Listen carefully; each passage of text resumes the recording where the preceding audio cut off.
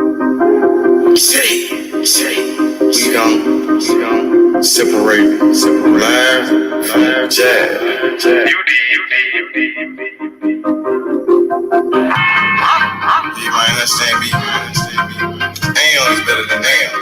O is better than no. Trap. I'm on my motherfucking trap shit. I'm on my motherfucking trap shit. I'm on my trap shit, NBA. I'm the number one in trap. D57, nigga on his ass down. Nigga came at me about a fucking bitch. D57, I laid his ass down quick. Blah, boom. Yeah, all that shit. Niggas talking shit. Oh, with all that shit. 20, 50s, 100 shit, I want it all. First round drought pick, that's how I ball. Big bitch, she bad, but I put that hoe on pause. Trap, I'm on my trap shit. I'm on my motherfucking trap shit. NBA baller, I'm the drought pick. 57 lays ass down quick. Body found in the bag, laying in the ditch. Blah. I'm on my trap shit. For 48 a bitch. Nigga playing with the G shit. Simo, you know I'm with the shit. I'm ballin', girl, paid them back in 96. Don't give a fuck about what I do, cause they don't make you shit. 93 gang bag, they trap pick. I don't know nothing about shit, I'm on some trap shit. Hold the fuck up. I don't think these niggas believe in you, man. Sleeping on you. Free your mind. I thought ain't you the number one trap pick? I'm on my motherfucking trap shit. I'm on my motherfucking trap shit. I'm on my trap shit. NBA, I'm the number one in trap pick.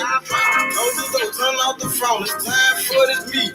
Had to grind for the shadows all the way on me. I'm on some trap shit, you niggas somewhere out there sleeping. Trap like a drive-through, they know I keep growing mad, cause I keep on firing up that reefer. I told them flex, gotta hold it down for my people. Ballin' like a motherfucking trap pit. D57, me gon' lay his ass down quick. These skeletons was bad, that's all a nigga need. In my trap house, no sticks, stems, or no seeds. NBA drop pick, that's how I ball. 20, 50, 100 shit, I want it all. I'm on my motherfucking trap shit. I'm on my motherfucking trap shit. I'm on my trap shit. NBA, I'm the number one in drop pick.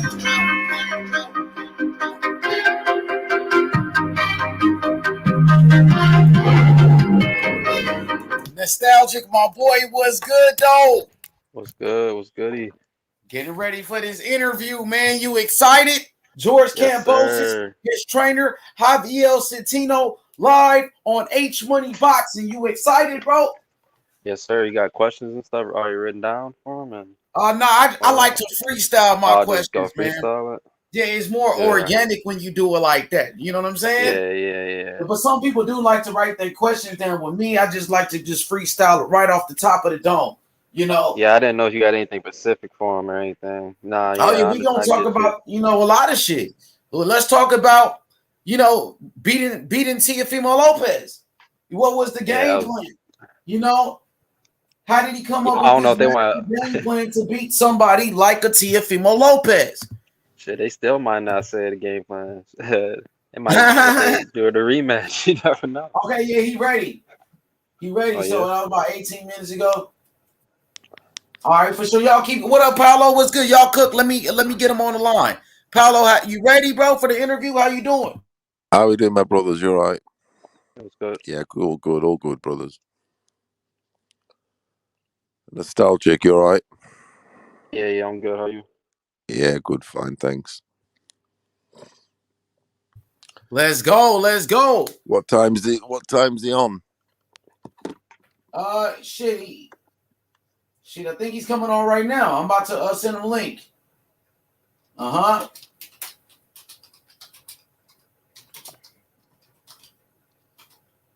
All right, hit the like button, subscribe to the channel. Ignorant Boxing in the building. What's good, my brother? Ignorant Boxing. Hey, what's good, H? You're right, ignorant. Right now, What's good, Paulo? You're right, my friend. Nostalgic. It was good. I don't think I had Nostalgic, any my questions boy, at what's the top good? of my head. Yeah, it was good. What's good? So I'm about to send him the link. I just asked him if he's ready now. We're gonna try to get the he's coming on the panel. You gonna let's see. Let's go. Hit the like button and subscribe to the channel. George Kambosos, his trainer, Javiel Centeno, live on H Money Boxing. We are ready. Shout out to the trainer of George Kambosos Jr. taking his time out to speak to the fans about their big victory. I know he's busy right now. Do you guys see Kambosos and Haney meeting up? Yeah, I just seen it. Yeah, just Haney's seen that. on bullshit, bro. He said he recognizes him and shit. That fight, doesn't he? What happened? What happened with Kambosos and Haney? They seen each other today? Yeah, Kambosos did not keep Kambosos the just same told him what the energy. fuck it Like, was. No, like he didn't. He showed too What much happened? They respect. saw each other? yeah, he gave him too much respect, bro. He Yeah, said I he didn't was like a how he champion would and say all he was this other shit. undisputed. He kind of What'd was he say? saying that he was champion and shit, bro. Like he kind of Yeah. like What he was was saying Kambosos like talking Devin Haney about? holds the belt. Kambosos Haney, wasn't they saying that he came was face to undisputed, face. bro. So they came face to face? Yeah, Yeah, man. It was like for like but 2 it was minutes. It all wasn't very nothing crazy. nice and cordial. He kind of just seems like a guy where like he just like taking this shit all in. I don't know. He needs to like get a grip over this shit and let these motherfuckers Yeah, he was just know, saying bro. that he respects Haney a lot, Yeah. and He didn't give any of that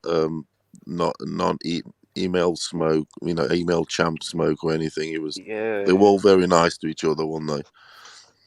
So He said he'll fight Haney if the offer's right. How did they come basically. face to face? They were just. It was after like the press At the press conference. conference. Yeah. It was like So afterwards. Kambosos came to the press conference. Yeah, he gave to Yeah, the they press had conference Eddie with JoJo. Hearn I saw laid it. the I red saw it carpet on out True. for him and I saw shit. it on True Sports. True. Yeah, it was on there. Yo, Devin better be careful, man. He's making plans with George and shit. Have a look at it. Yo, what the same exactly thing happened? did. Just tell me what happened. Basically, George didn't keep the same energy that he had in that video, calling Devin Haney an email champ and all this stuff, and he was undisputed. He didn't keep the same energy. He just basically acknowledged it. What did he say? Like, did they ask him if He would just Yeah, they agree asked with a him. They lot of asked him, shit. "Do you respect Devin Haney as a champion in the division?" And he said, "Yeah, he's always respected Devin Haney." That's what he said. And they were face to face or what? Yeah, Yeah. all nice, smiley and shit. Did they face off or anything?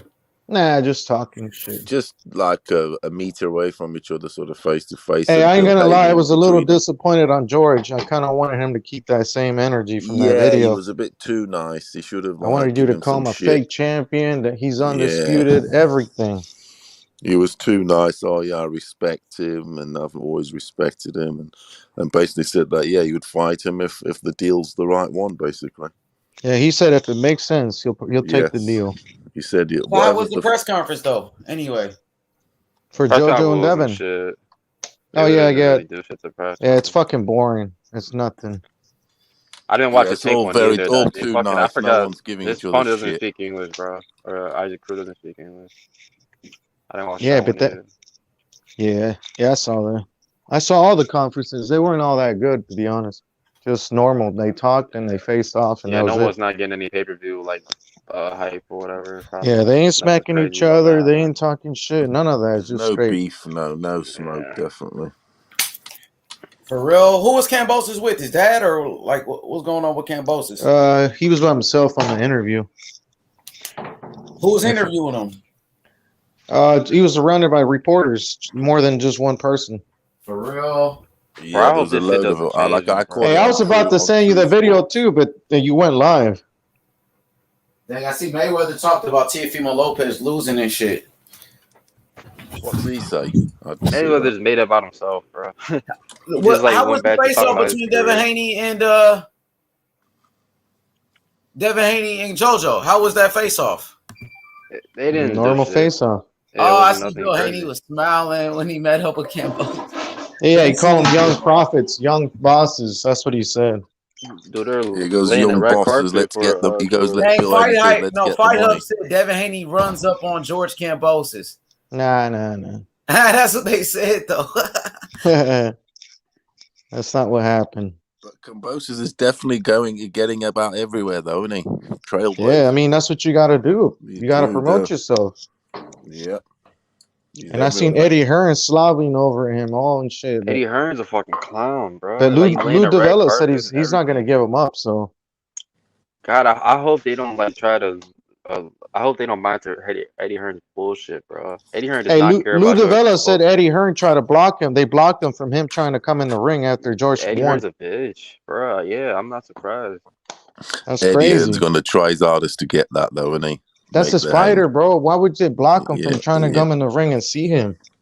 That's Eddie Hearn on some bullshit, right? For real. Eddie Hearn's a bitch, bro. He's so fucking fake.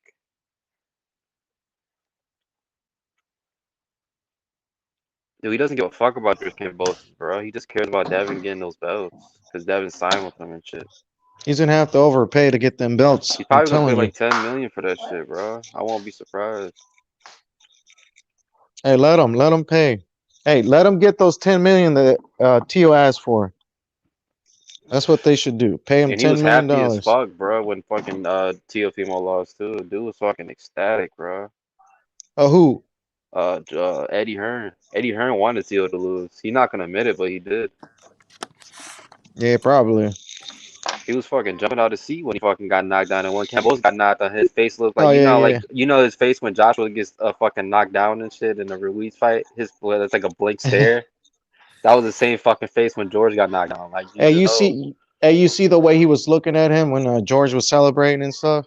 He was like clapping, and his eyes happy were like... as shit. He didn't clap when Usyk won. When Usyk beat Joshua, he wasn't fucking clapping. No, not at all. Yeah, of course he can look after. He's got it sorted now for his boy Haney, though, isn't he? Too right. And then say if Haney leaves him or some shit, he's gonna say Haney's just a regular fighter. He wasn't never a champion, bro. Like just full of shit. That's how it goes, man. If you're not with us, we're gonna lie on you, make narratives, fucking whatever. But if you're with us, we're gonna praise you and stuff. That's basically what he does. That's how they all do it. You leave with the winner, don't you? It's like Haney was licking his chops when he got around Kambosos.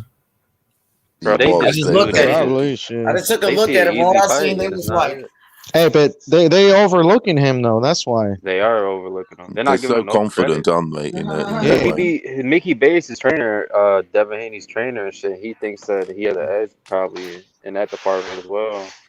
Mickey Bates, they be lying, fight and shit.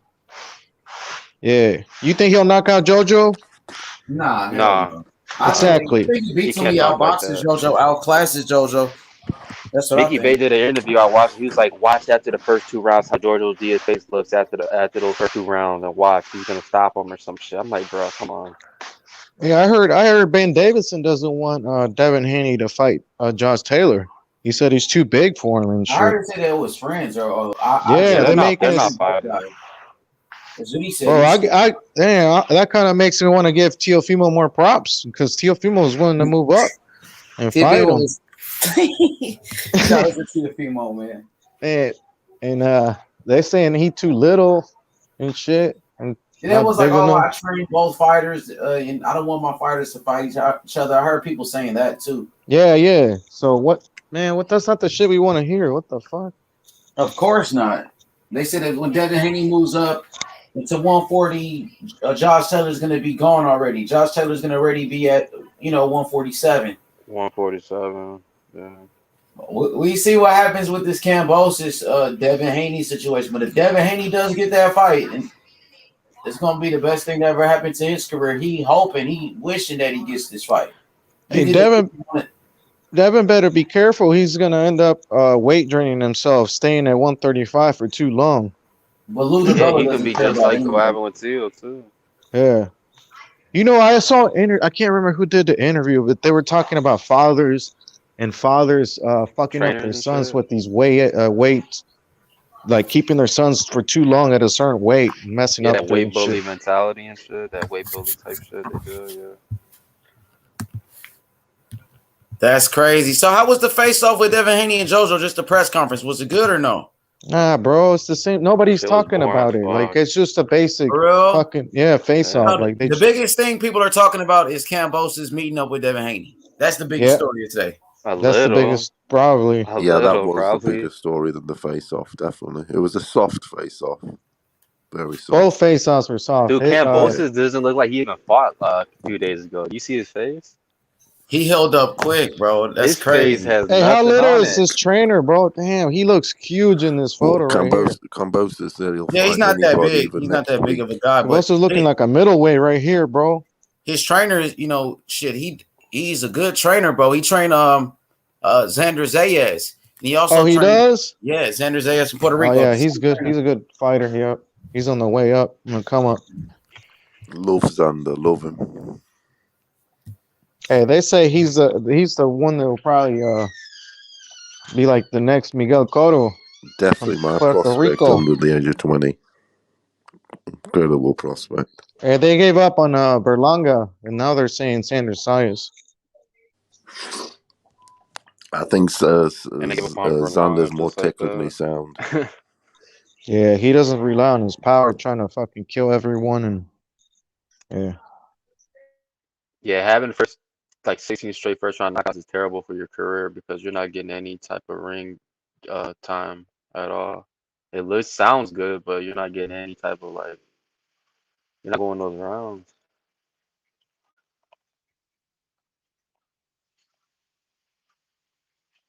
Yeah, man, I wish Kambosos would have kept the same energy. I mean, I'm a little disappointed. I'm not gonna lie. Yeah, I was too. I was like, "What the fuck is he doing? Smiling and shit." And like, he didn't this is try ass, to. bro. He didn't try to debate anything that. He didn't try to counter anything that Haney was saying, and he said Haney's like, Kambosos just like, oh, I'm on a world tour. I'm just looking to see who gives me the best performance or some shit. And then Devin Haney was like, why do I have to give you a good performance or something like that? I'm like, bruh, because he's a fucking champion? The fuck? Kambosos just said he'll fight anybody. If he has to, he'll fight him next week. He goes, even with my face the way it is. Yeah, he is a dog. But I wanted to see that same energy from that video. Yeah, there was no dissing, nothing. There was all, they were all very nice to each other, weren't they? But yeah, if they're gonna fight, they gotta build a fight up, bro. Nobody wants to see that friendly shit. It's one of those like Tio and Kambosos, huh? Hell yeah, that they shit hated each other. It's because Haney's still got to do his business, though, isn't he? So they're not looking ahead too much, if you get me. Yeah, but they're overlooking JoJo too, man. They overlooking JoJo and Kambosos. Oh, definitely. But after what happened to Tio, I don't think they just overlooking JoJo like that, bro. Like Devin Haney's gonna be on his shit. He's gonna make sure the same thing doesn't happen to him. What happened to Teofimo? I mean, according to them, they said Tio's a fraud. So now Tio's not a fraud. If you're saying Tio's a fraud, then we're saying that Kambosos beat a fraud. Oh, that's what Devin was saying. But yeah, I disagree with that. Yeah, of course, me too, bro. How can you be a fraud? How can you be a fraud when you fought 2 champions back to back, right? In a mandatory, and 2 of the champions, one of them was a pound for pound fighter, and the other one was the IBF champ. And look at Devin Haney; he hasn't even fought one champion, bro. Yeah. Not even one. But he's the fraud. It doesn't make any sense. Lying ass. He was so hurt when Loma won. When Tio got the win over Loma and shit. He went on his. Hey, Twitter I still got that video coming out. H.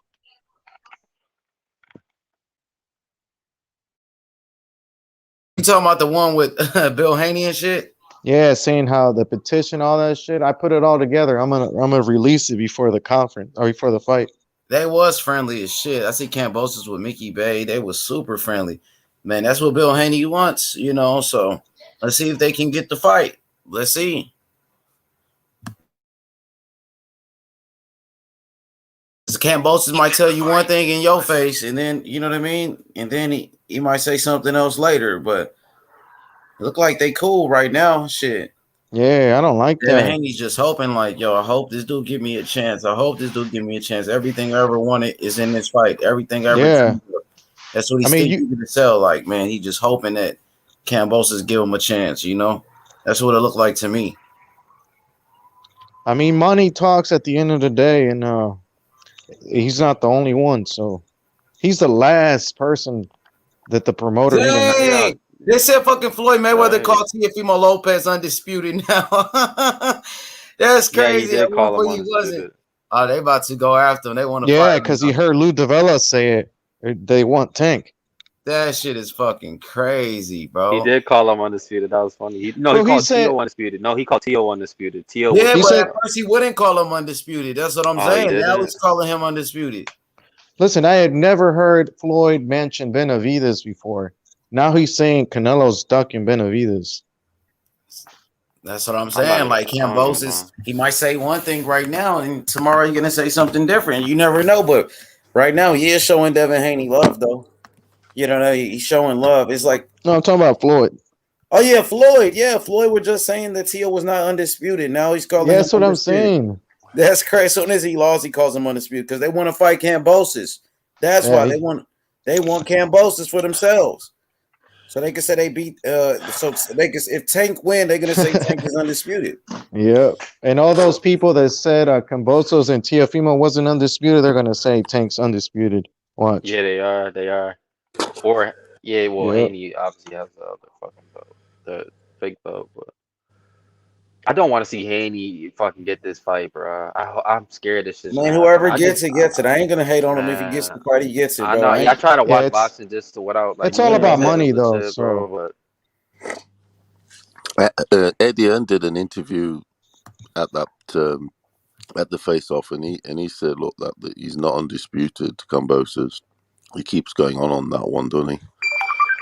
bro, they have no leverage, bro. Like they To act like give Haney acts like he has Haney any some, leverage try in and this give fight. Haney Hey, that's some leverage. that's his opinion, but the sanctioning I body know. says otherwise, and Of course, we know that. so it but he doesn't keeps matter. on that one. No, he's not undisputed. He's not undisputed. Of course, Eddie Hearn is gonna say Looking that. after because he's Haney. Of course, Devin Haney. I mean, of course, Eddie Hearn is gonna say that because Devin Haney is his fighter. Yeah, Of course, he's Forever gonna say saying Teofimo it, was his forever fighter. saying it. Listen, bro. Eddie Hearn already said if Teofimo was his fighter, he would have called him undisputed. He already said that, so you know what type of game that they're playing. Yeah.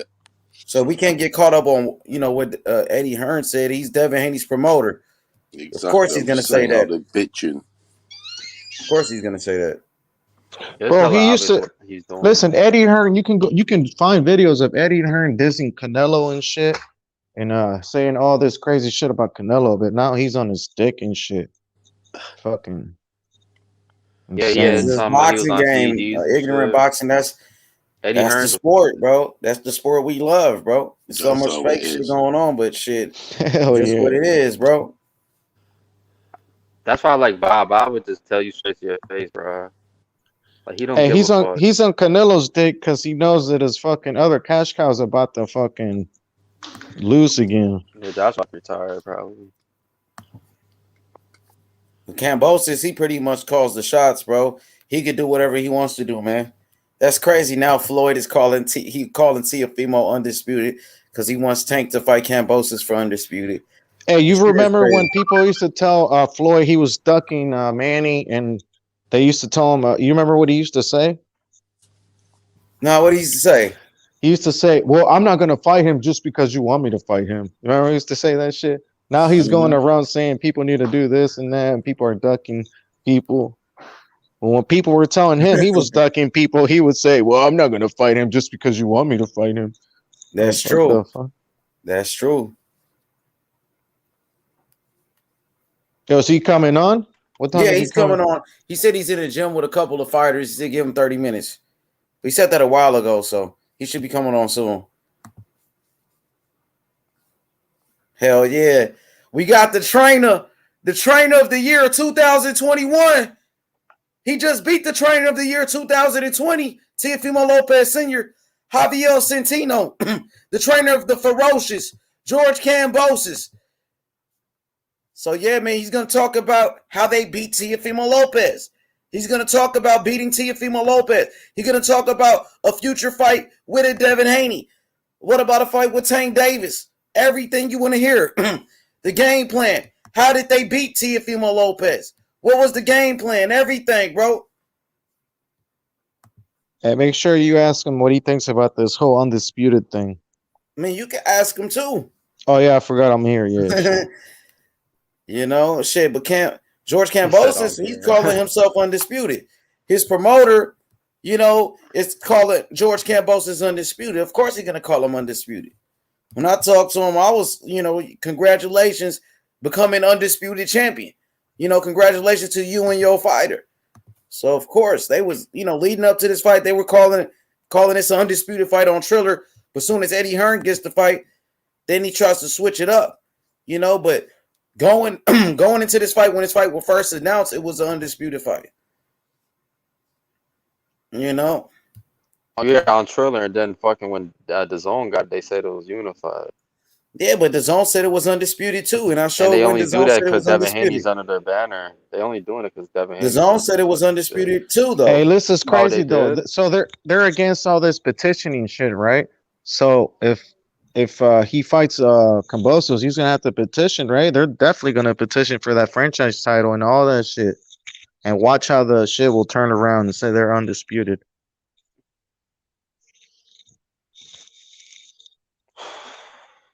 Hey, y'all keep cooking. I gotta make this phone call real quick. All right, we got you. I'll tell you what, though. Haney sounded very confident when he said,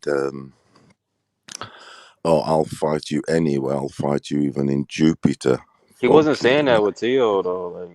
I know. People said he was the only goes to guy who was calling Kambosos, out Tio, but "I'll even fight you in Jupiter."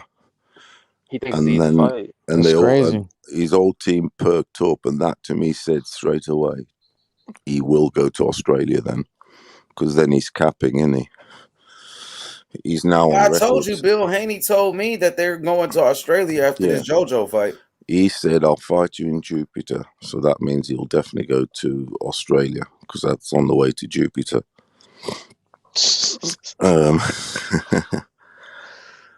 Hey, it doesn't matter what Devin Haney wants or Bill Haney lying ass. It's all about George and what Kambosos wants. Yeah, it is. Bro, because the thing is, Eddie Hearn's got the zone bag, and he'll want to have a showcase in Australia. They haven't had a big presentation in Australia. That's the only market they need to conquer. He's going to have to overpay. Japan, and then they'll want to conquer Australia, in my opinion. And if I'm George, corners of the world. If I'm Kambosos, I start asking for $10 million right now. Yeah, because they're desperate. They're desperate. To finish. Exactly. That's the last. Eddie Hearn himself shot himself in the foot by saying all that shit. Now they want to open up the market in Australia next year. All this shit. So because what's his name? Josh Parker didn't quite do it down that end because he's sort of from New Zealand. If you get me, and he's been in boring fights, etc. But with Kambosos being Australian, the demographic he's got, that's the guy to make the explosion. And he's done the work in the ring, and now they've just got to expose, market him. And it's the perfect storm. It really is. I'll be real. I don't even think that because you think the Zone are going to be in Japan with GG in a few weeks. Turn of the year, if Haney wins, they go to Australia. It's a massive market. Eddie Hearn's made it clear they're globetrotting, and he's given these next 10 years to go across the world, as travel as much as he wants. He's got his wife and his daughters at home, and he's just a globetrotter. He's living the life, and he wants Australia. Yeah. Hey, what do you think about? Haney's got to do the business for him. What do you think about them backtracking about pay-per-views now? They want to put on pay-per-views on the Zone, but he wants to shit on everybody else's pay-per-view though. I know. Yeah, you noticed that shit? He'll say, we got too many pay-per-views and all. Nobody's talking about that shit. Yeah, he was talking shit about how no one's talking about Tank's fight, and everybody's talking about the JoJo Diaz and Haney fight and all this stupid shit. What they want to? What's that ignorant? He wants to do pay-per-view himself. Yeah, on the Zone. He wants to do. He's gonna. Actually, it's not a thing. It's gonna happen. Some of the. I think it starts. I see. It starts soon. Now. It's supposed to start soon. I can't remember what fights. They want more money. They've got us hooked on a low subscription. And you talking about the Zone? Yeah, the Zone is gonna have pay-per-views. Didn't the Zone and Eddie Hearn say that pay-per-view was dead? Now they're going to pay-per-view. Yeah, Oscar De La Hoya said that too. fucking hypocrite. Because they got That's what I'm saying, we've bro. done a low subscription, and then they'll charge us for Their the whole thing premium was all fights. pay-per-view is dead. Pay-per-view is It was all dead. cap. And now they're going to pay-per-view. It was all Yeah, cap. they were Yeah. saying subscription-based apps is the future. Now they're going back to the And pay-per-views Yeah, they're gonna and shit. charge us for Ludabella premium was saying you fights. can't grow no one on you can't grow young stars on subscription based like really good because there's like a wall. You're creating a wall now for like the casuals and shit. Like what casual is just gonna just get a subscription, you know? Like Yeah, you're right. I know what you mean. They want some. They want to have the impulse buys also. like think about it. You can't watch those fights for free. Like you're not you can't like like ESPN has those free fights and shit. Like you can't But do we'll that. subscribe. But they'll want to have some pay per view also for the impulse buys, like I say, like the casuals, whatever, and that get influenced by the. Hey, Ludavella said he's interested in not only the bag, the money they're gonna get, but also in the viewership, like where it's gonna be. Exactly. So he's not stupid, bro. He knows. Ludabella doesn't Yeah. give a fuck what the Eddie Hearn's doing. He can lay this red carpet down for George all he wants, bro. Like he's Yeah, not gonna change shit. yeah. The way Eddie Hearn out here promoting George Kambosos, man, you would think that's his promoter, Right? You but would it's think not. that's his fighter and shit, bro. Yeah, that's what I'm saying, but it's not. And Eddie Hearn's so Lou fucking already said they're not. desperate. He's not giving him up. Lou already said he's not giving him up. He's tired of that shit. Exactly. So Lou just sitting back, bro. You would think, bro, Lou's not even. He just did a few interviews. That's it, bro. Eddie Hearn's all over this kid. Lou DeBell just like, bro, whatever. Like he's just cool. He just wants the best for his The fighter and question shit. was asked. Haney was asked the question: will you fight him in Australia? He said you'll fight him anywhere, even in Jupiter, my friends. He'll find a way not to make that fight He came happen, with a bro. see, talk. bro, Yeah. they're desperate just for the say that. fight. If Kambosos I'm goes, George, you I start sure? asking for 10 million. The same And 10 they million that shook on it. Teofimo wanted, I start asking for that Did shit. you see them shaking on it? Not shaking, but knuckles. Yeah. He kept saying if it makes sense though. Yeah, Every if it time. makes sense. Yeah, he said he did emphasize that. If it Yeah, makes he kept sense, if saying it makes sense. They're gonna find a way Basically, not if to it's the make it right make bag, sense, though. he's baiting himself. He's going to see the other offers. Floyd's going to come and show off a little bit after the Tank fight and say, look, this is what makes sense. He's in a nice position, actually. What a weekend for him. People throwing themselves at you because you're the golden ticket. Fair play to him. Congratulations, Kambosos. The world's hottest ticket. They'll even go to Jupiter for him. Think about it. Fucking hell. They won't go to Jupiter for Tio or anything. Boxing's great, isn't it? What do you reckon, lads? Yeah, I would say the conferences, the energy towards the fights is kind of roughly the same. I know the Yeah. fights are coming up, but I'm not really like fucking excited, you know? Like Nah. I just know the fights are coming up and I'm like, yeah, I'll Yeah, I watch them. agree.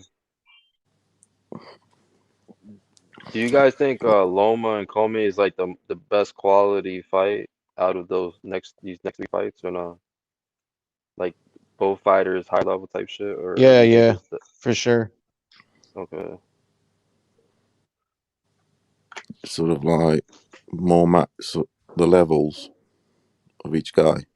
Yeah, I think the in terms of styles, being more everything. competitive, it probably is Loma versus Comey. on paper, yeah, for sure. Yeah, 'Cause on paper, definitely, yeah. like I got the Loma. odds is probably pretty closer than because Haney's like a fucking minus fucking 700 probably or some shit. Haney's what, like a 7-1 favorite? Yeah, like 7-6 or some shit like that. JoJo's like a minus Damn. 350 He's a massive or something like favorite. that, or plus Hell 350 yeah. JoJo. JoJo's nearly the same price, sort of underdog as Kambosos was. And that's another thing. They would rob JoJo without a blink, bro. Like they would just rob this dude. Yeah, Like say like if he because makes it's the that zone. close, The decision yeah, would be different to they a will. split. Yeah, If it went to a exactly, split, JoJo ain't getting it. He won't get a exactly. combo. No, you won't. Oh yeah, yeah. That's Come on, Eddie Hearn never lets his fighters down, no, especially he when the won't. scorecards are close. Look at Katie Taylor. Katie Taylor, I love her. I've seen Against her live. Farsoon, right? Yeah, I've seen Katie Taylor live, and I do love her to bits. But I have to admit, she lost 2 fights. Are you talking about the Pursuit fights? Yes, it was. Okay. Yeah, those. Yeah. Oh, you watched that live? No, not that one. I watched her on that. What was his name? On a Conor She lost Ben on the card. Andy Ruiz too. I thought Andy Ruiz She fought on Joshua. She the lost too. Warrington card. Lara. Katie Taylor did. That's when I watched her. When Eddie Hearn's fighters lose, they lose devastating fashion. That if you notice, like Josh Warrington fucking got knocked the fuck out. Then he had like Anthony Kid Joshua, Galahad or some Dylan White shit. got knocked out. Yeah, Dillian White got knocked the fuck Hey, out. Kid Galahad too got knocked the fuck Kid out. Galahad, yeah. Yeah, Eddie Hearns had some mad scorecards here in England at the shows here.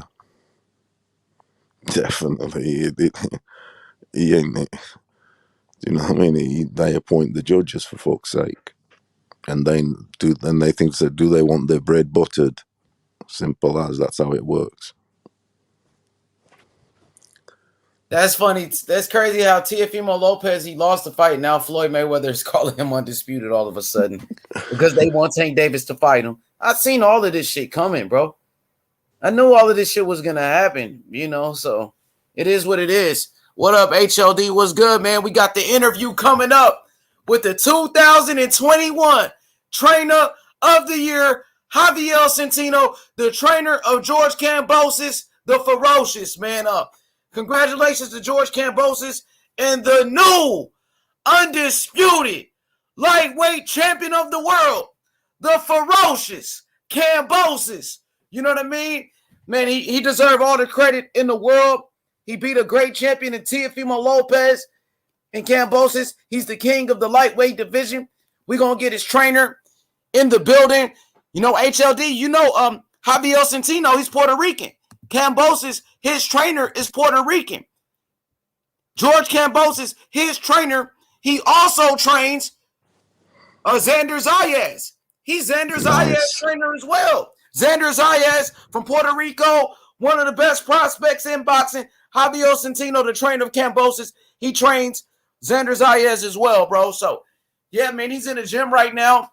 I think he's probably working with Xander because Xander fight on Saturday, don't it? No, next Saturday. Xander Zayas, he fight next Saturday on the Lomachenko undercard. He does? So who's he fighting?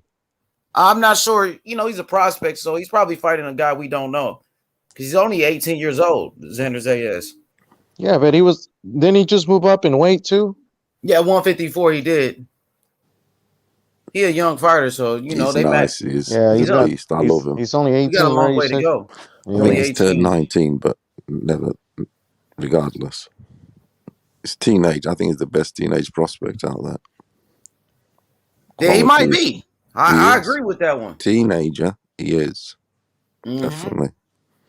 Yeah. His shot placements and his body work, everything's beautiful. Bro, Top Rank likes to sign him young. He's a cross between Tito. You remind me of Tito Trinidad. You remind me of a young Felix Trinidad, Xander Zayas. Because the size. They're the same height. Listen, he's the same height as Tito. He's the same reach as Tito. And also the charisma, his personality, similar to Felix Trinidad. And, I see a great left hook. And Tito Trinidad, his best punch was the left hook. He's got swag, yes, in delivery, the way he executes, yeah. So he got a good stable over there. And I know leading up to the fight, shout out to my boy Tio. But I know Tio and his dad was like, oh, you got an MMA coach. They were saying you got an MMA coach. Which one is he referring to? Oh, yeah, he kept saying that. He's talking about Javiel Centeno. He trains UFC fighters.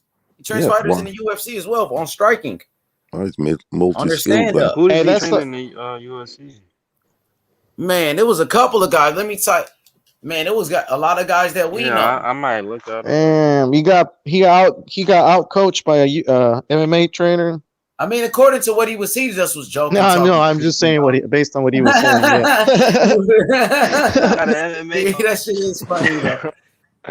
That shit is kind of funny though. I ain't gonna lie.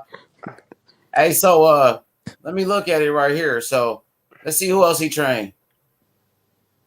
Trained with a bunch of guys in the UFC. Are they in Florida? Where are they at? He trained top guys in the UFC, like fucking champions, bro. Oh, he trained Emmanuel Tago too. So he does train Emmanuel Tago. They both with Lou DiBella. They got some videos with him with Kambosos. Dang, he actually was helping Adrian Broner at one point when Adrian Broner was sparring Xander Zayas. He's announced he's coming back. Yeah, he's making a comeback. Yeah. Who, Broner? Yeah. Yeah. He's in training. Yeah, he is coming back. Well, come back to the rap game. He's going back to rap game. Come back to what? Come back to boxing. He was training still today. Box? He's I didn't know coming he back. still box. For real?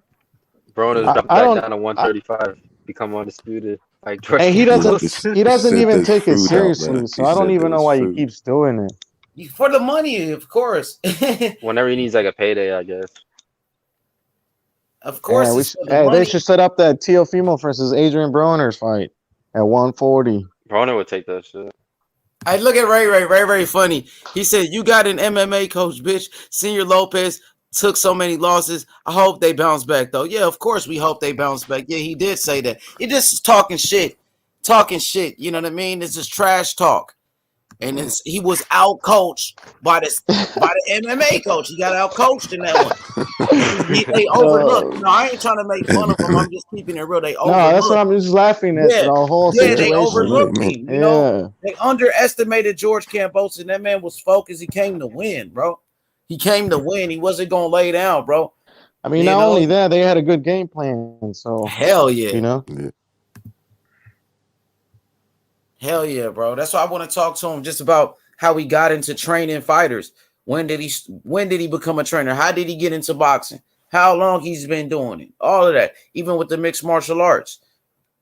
You know, what fighters did he train in mixed martial arts? How did he get into it? Everybody hit the like button, bro. Let's get those likes up. Smash the like button and subscribe to the channel. We got the trainer of the year. The trainer of George Kambosos Jr. Javiel Centeno in the building. Let's go. Let's go. Undisputed champion, George Kambosos Jr. The real undisputed. The man that beat the man. George Kambosos, the man that beat the man that beat the man. The man that beat Teofimo Lopez. Teofimo Lopez, who beat the number one pound for pound, Vasily Lomachenko. Right? Let's go. Michael Jones says super facts. Yeah, I wonder if he would be. Go ahead. Oh, you cut off. That's why I started talking. No, go ahead. Go ahead, bro. I was gonna say, I wonder if he wants to go up against Papachenko. Oh yeah. We can ask him that too. That's a good question. Hey, Papachenko, didn't he train Usyk too for the Anthony Joshua fight? Yes, sir. Oh shit! See, that's a good trainer right there. He is a good trainer for sure, Papachenko, bro. Just look at his son, Loma. Look at fucking Usyk. The type of skills that these fighters got that he's working with. Usyk is just like a bigger version of Loma, maybe even better than Loma a little bit. I wish they had like a young guy like he was training. He probably has some young guys he's training. Maybe it might be world champion. So who knows? I don't really know anybody else he trains on. That'll be dope. Who? Papachenko. I was just wondering if he had some young prospects that he's training. Papachenko reminds me of Khabib's dad. I'm not gonna lie. Yeah, like how they train fighters and produce like legit fucking world champion fighters. Like, they take that shit to the limits, bro. Yeah, they push that. A lot of like outside work and shit. You know, like a lot of like wild shit.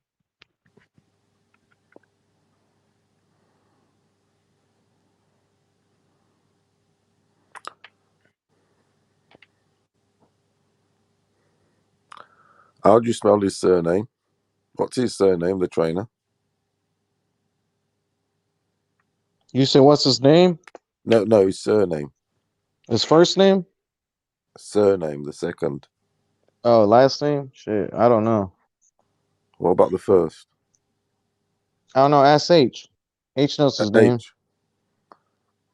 Who's y'all talking about? The trainer. What's the trainer's name? Javiel Centeno. Javiel Centeno.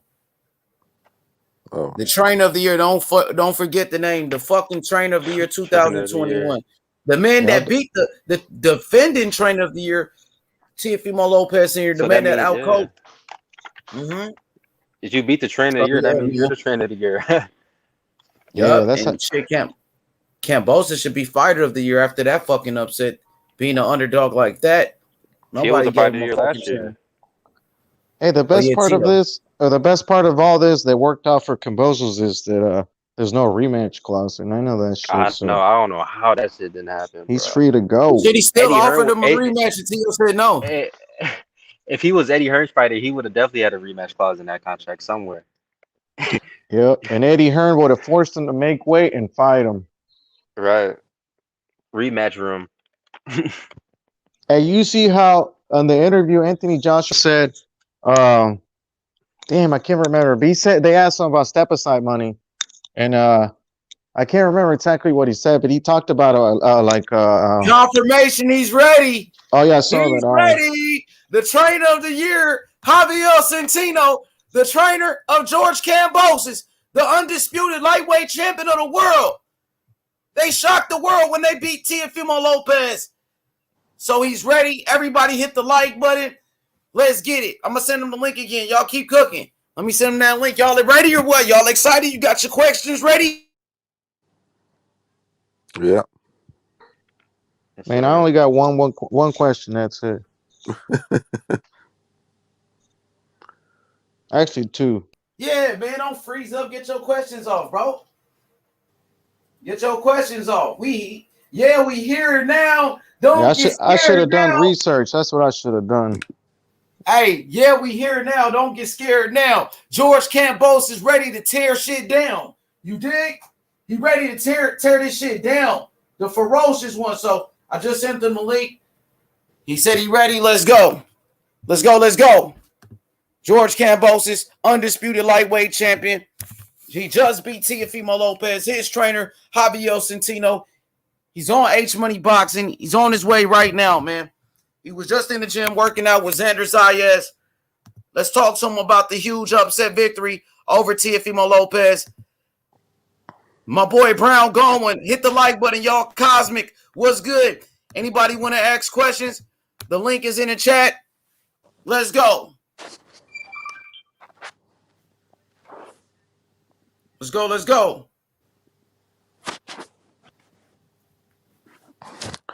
So he's working with Xander Zayas, is he? Yeah, that's what H Money said. Yeah, he's working with Xander Zayas. All right. That's interesting. Definitely one of my favorite fighters out there was Xander. I wonder how long has he been working? How long has he been working with this Kambosos? His first fight with him. I mean, you got to ask him. Yeah, I will do. It's his first fight. When is he on?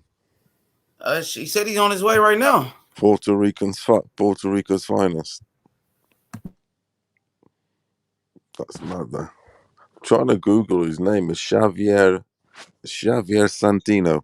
Javiel Centeno. Javiel Centeno. S-E-O-A. No, C-E-N-T-O. Centeno. Like cent and then like an O. Yes. Oh, I was putting it Santino.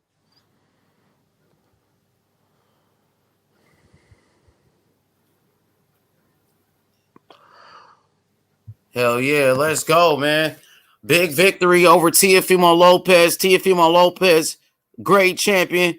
You know, Teofimo Lopez was on the pound for pound list, and George Kambosos and his trainer, they shocked the world and beat the great Teofimo Lopez. Hey, I misspelled his name wrong. It's C-N-T and T-E-N-O, not N-O. Who spelled it wrong? I misspelled it wrong. Oh, you did or me? Yeah. No, I did. I was trying to spell it for Paolo.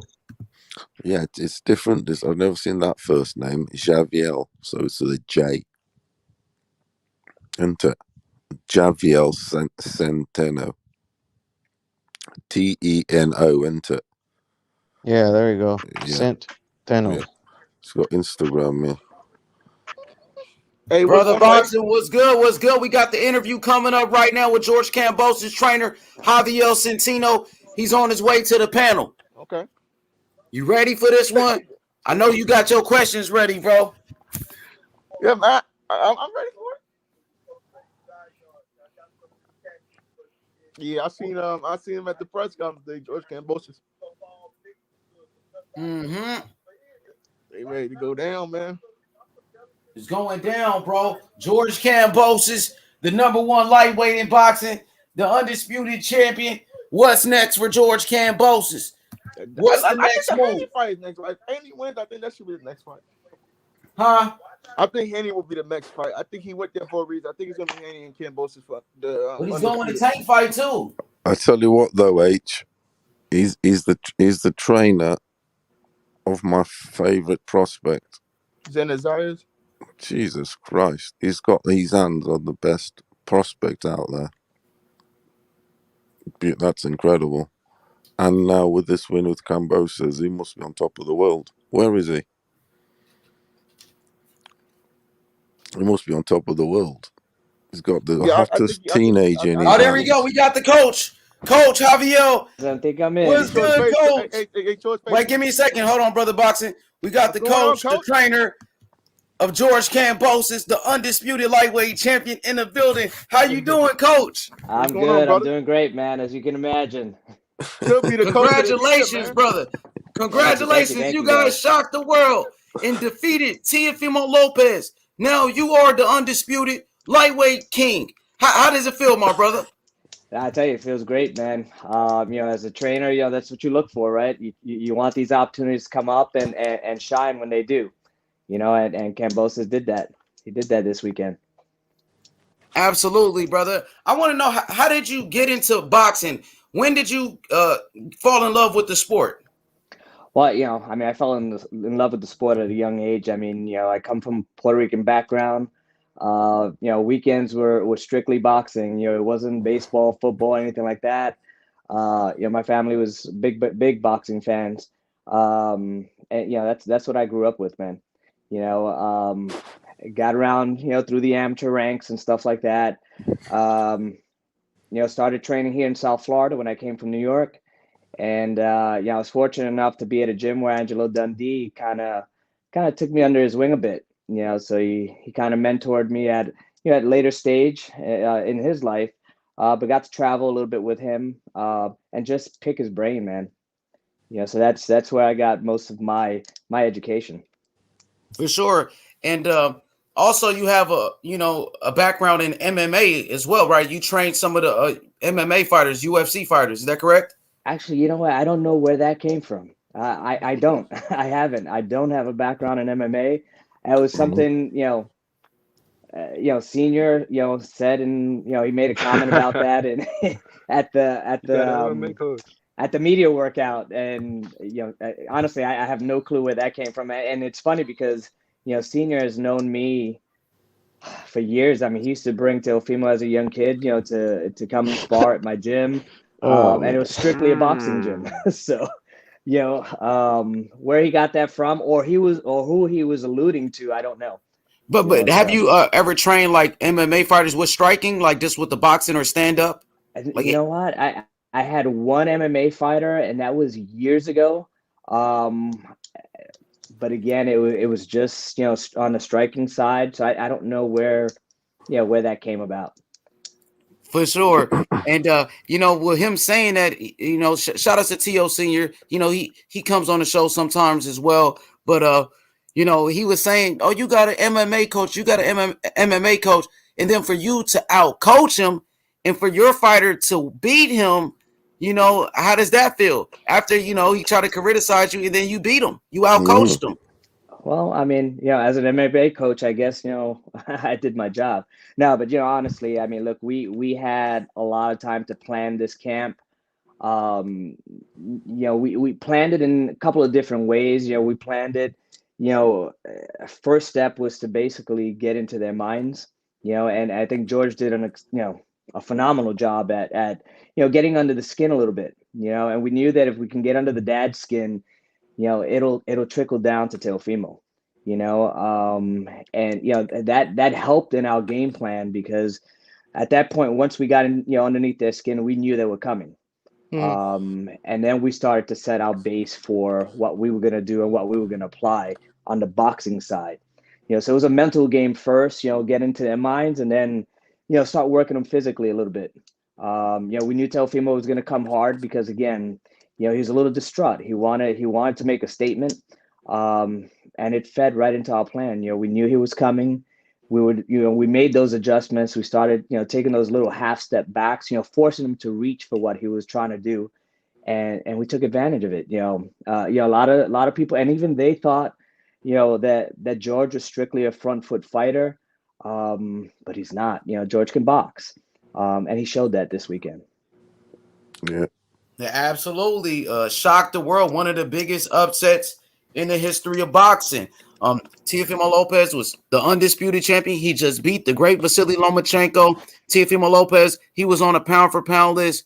And, your fighter, George Kambosos, gave him a boxing lesson. And you just said how you guys came up with the game plan to get in Teofimo's head, and it worked. Right. That was planned, though, to get in his head like that. Exactly. That's something that, again, the bravado that, that his dad has. Look, Junior's a great kid, excellent boxer. But again, if you can change somebody's mindset, you can change the way they box. And that's what we did. We made sure we got into that mind first.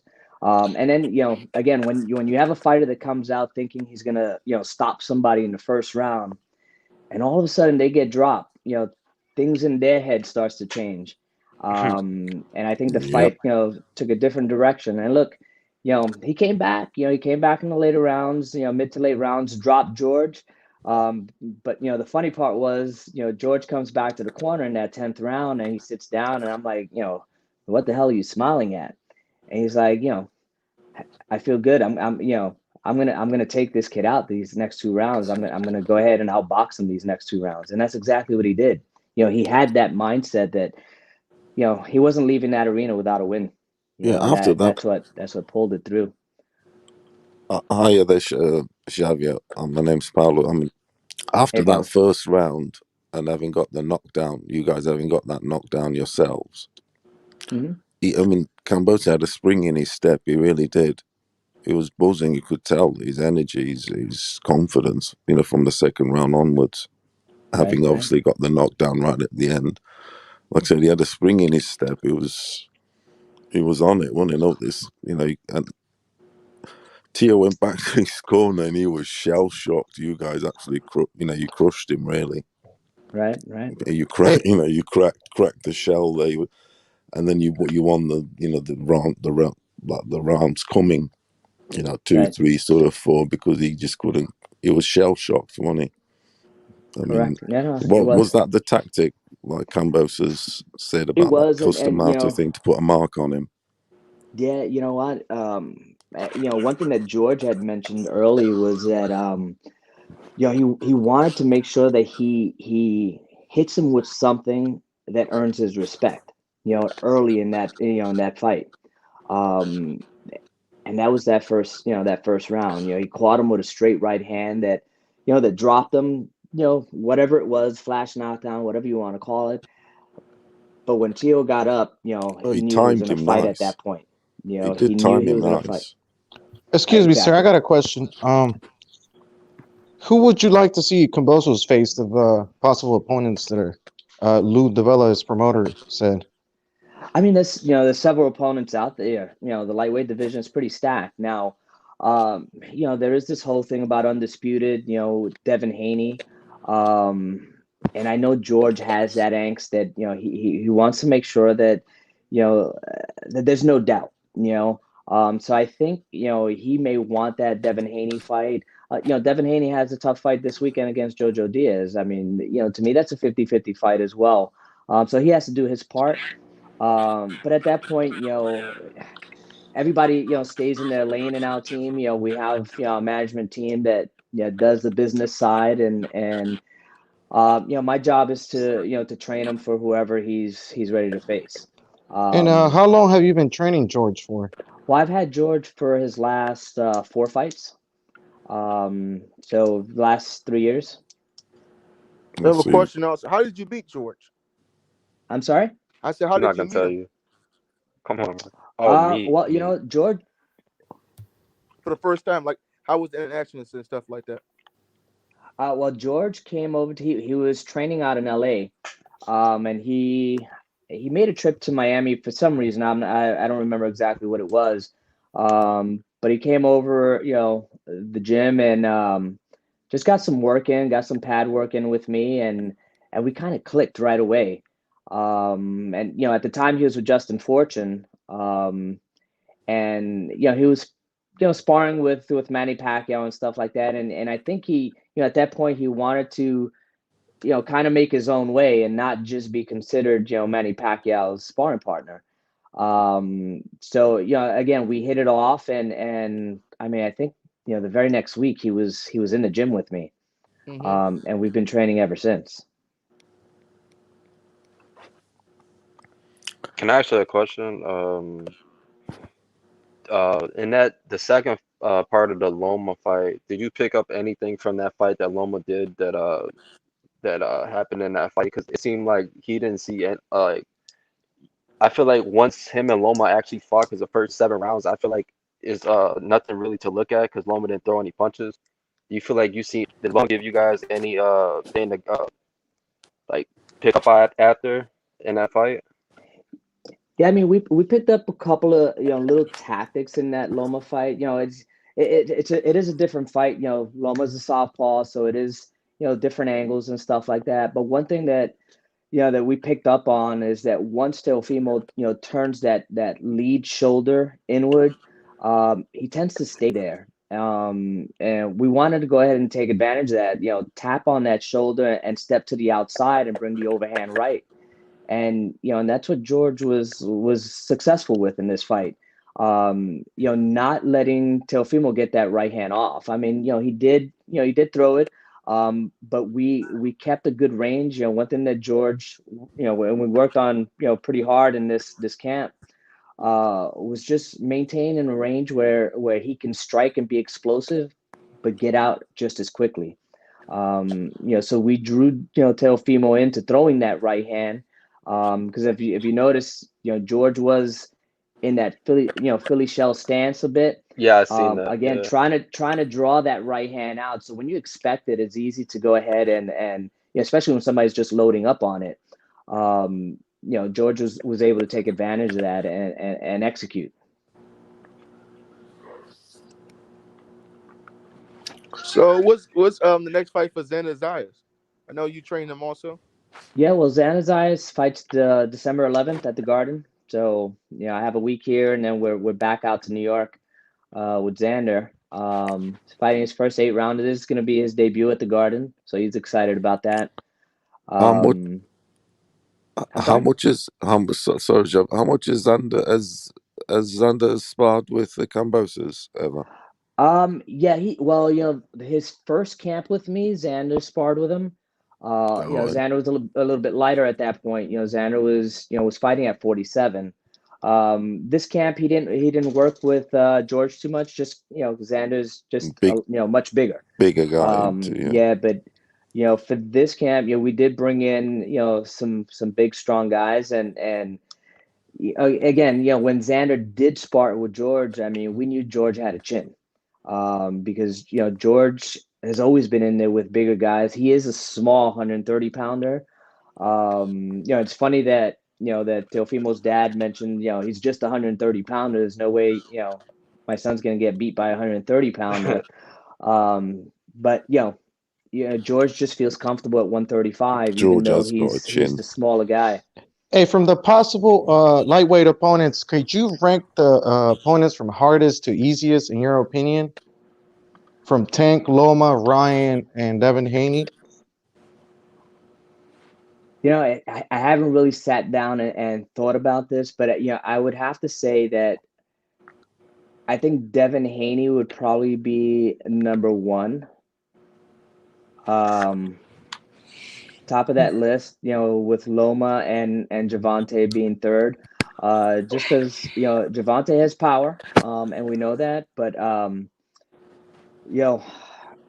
just like you saw this weekend, power doesn't always work, right? I mean, there has to be something else besides that power. I think like, for instance, I'll just give you an example. I felt that the Selby fight, to me, and possibly to George, was a more tactical fight. It was a tougher fight, not physically but mentally. So I think you have to strategize and set your tactics and your strategies up a little bit differently than when you're fighting somebody that's just going to be physical. Um, and I think that's what Javante gives us. That he gives us that physicality. But where with Devin Haney, we would really have to sit down and work those tactics and make sure that, I mean, you have to be on. You have to be on. Hey, Coach Javier, Yes. what what was your first thoughts when Kambosos got that first round knockdown in a fight of this magnitude? Well, I mean, of course, it was, we wanted to make that statement, but we instantly had to make sure that we stay composed, because once we saw Teofimo get up, at that point now it's like, okay, we got the knockdown, but let's stay composed, because this is a 12-round fight. We knew that Teofimo was, he was aiming for 1 to 3 rounds, but we trained for 12. Actually, we trained for more than 12. But we wanted to make sure that he stays composed and doesn't get caught with anything crazy after that. You had that success in that first round. Our main objective was to win round by round. So we weren't looking into the 6th round while we're still fighting the 2nd and 3rd round. We wanted to make sure that we do what we need to do round by round, and you can probably hear it in the corner. That was like our motto. Round by round. We kept repeating that to him in between rounds. Let's just take it round by round. Each Hey, round is an individual fight. hey, was there ever a time where you thought the fight wasn't going to happen and maybe Teofimo would drop the belt? That came up several times. I mean, with all the postponements and stuff like that, it got to the point where it just became, everything just got silly. You know what I mean? And there was a point in time where we thought maybe he'll just vacate the belts and move up to 140. But I think because they both kind of held their ground and said enough is enough. Something has to happen, and Triller. I mean, it was a great decision for them to just walk away from it. On our end, when that happened, that confidence started coming back that something's going to happen. Either Matchroom or Top Rank is going to pick this up. And when Matchroom did, I mean, we knew that a fight was on. Now we were a little concerned about Teofimo being ready and showing up. But once we had a date, it was all on. We were all in. Javier, I want to know what makes George Kambosos a great fighter. From what I see a fighter with very good boxing skills, a very educated jab, very fast hands, good Explosive. movement, very good movement, and also great cardio. He doesn't get tired at all. What would you say makes him a great fighter or a great champion? Well, everything you said is absolutely correct. But to me, what makes him a great champion is his mentality. He has a do or die mentality. Yeah. This is a kid that Yeah. does I was not about to back down comment on from that. anything. His confidence is through the roof, and you can have all the abilities in the world, but if you don't have that, if you lack that confidence, you won't get too far. And one thing that George does not lack is confidence. The kid will go in there with anyone. He'll face anyone, and he'll go in there and give it 100%. He's not going to back down. Hey, Okay. what do you Yeah. think the Teofimo and his dad saw in Kambosos that made them underestimate him, made them believe that they could knock him out in 1 round? Well, I think Arrogance. again, Let him talk. Don't cut him yeah, off, that bro. that's Go part ahead, of it, coach. but I think that they go back and they look. We take each fight as an individual fight. I mean, sometimes you have to strategize a little bit differently for every fight. So when you have a fighter that that looks to knock all his fighters out, all his opponents out, they have that mentality that, you know what, if they see an old fight and the guy didn't knock somebody out or didn't look great because of, you know, styles, you know, I think they underestimated him in thinking that he was, again, you know, they look at the Selby fight or they look at the Mickey Bay fight, they compare themselves to his opponents, you know, not necessarily to him. And that, you know, that's a mistake Mm. some, you know, some people make. You know, it's like, oh, you know, this guy beat this guy and I can destroy that guy. But again, styles make fights, and you know, you can't look at it that way. And I think they underestimated him just because, you know, he didn't get stoppages against Selby and didn't get a stoppage against Mickey Bay. They felt like, you know, this kid has no power. You know, this kid is a, you know, like they kept saying, a front-footed fighter. And you know, they made that mistake. You know, they made that mistake and they paid for it this weekend.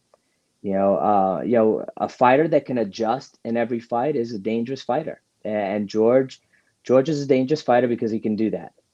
You know, he doesn't fight just one style. If we need to make adjustments for an opponent, we do.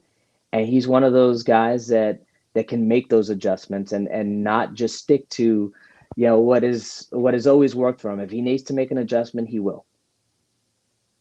Javier, do you think they truly want to rematch you, or do you think George like did something to him mentally in that fight where it sort of kind of might have broke him or something like that? I mean, absolutely. I think, you know, again, when you come in with that mentality that, you know what, I'm going to knock this guy out and he's still standing, um, you know, it does mess with you, you know, mentally. Um, you know, it's funny because we heard after the fight, somebody had mentioned that that Teofimo got to his corner and he's like, man, I hit this kid with everything he has. He's like steel, you know?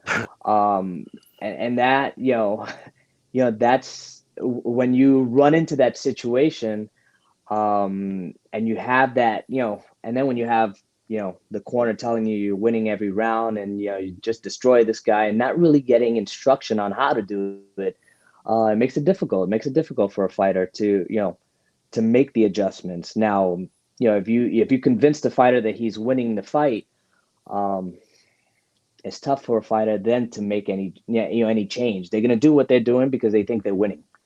Hey, Um, I'm sorry. Go Well, ahead. based on what Teofimo and his dad said after the fight, do you think they're sore losers?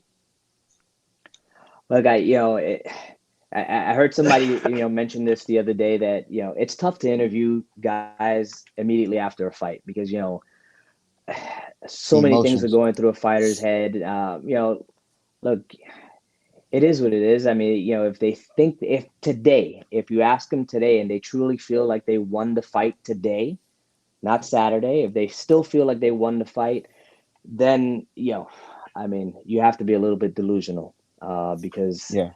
you know, I've seen the fight several times now, and, you know, although I can be biased because he's my fighter, but, you know, I there's no way, especially the way they saw it, you know, 11-2. Yeah, it's Yeah, Eleven Teofimo to there's no Lopez. way two. it should have been a split decision either. You know, 11 to but 2, 13 round you know, fight. exactly. But you know, even the split decision, you know, the one judge, you know, I mean, again, it is. I mean, That was bullshit. if you've been around boxing long enough, you see that some of these judges, you know, just Yeah, were you? shouldn't be judging anymore. Yeah. You also were in his backyard too, so Exactly. Yeah, and we understood that too. You know, and that's why, you know, we had to make sure that, again, you know, get into his head, you know, first, and then, you know, go ahead and start working the physical aspect of it. And, you know, the game plan worked perfectly, you know, during fight week and even prior to fight week. You know, it was all about, you know, the mental game first. You know, we trained for the physical part. We wanted to make sure that we get that mental part in as well. You know, yes. take him out of sorts, and then, you know, once he steps into the ring, then we execute the physical part. Coach, it kind of reminded me of Tyson Fury, the way he gets into inside of his opponent's heads, like leading up to a fight. Exactly. Yeah, and look, you know, boxing, you know, everybody will come up with different percentages, you know, 70-30, you know, 60-40% mental, but look, that mental game is important, you know, and it's key. If you step into that ring and you're not 100% confident, you shouldn't be there. You have to go into that ring, knowing that, there's nothing that's gonna take that focus away. And one thing that George was laser focused every round. I mean, every time he sat in front of me in that corner, I can look into his eyes and know that the kid is focused. He's ready to go. After watching the fight, and you look at the opposing corner, you didn't see that same focus in Teofimo. And that corner did make a difference. Look, when we work a corner, we the night before, or that same day of the fight, I'll bring out 3 or 4 chairs and we'll go ahead and rehearse the corner. Who's going up where, how we're going up, who's entering first, who's taking the mouthpiece, that stuff that has to be rehearsed, just like the boxer has to rehearse his movements and rehearse how he's gonna, it's like shadow boxing.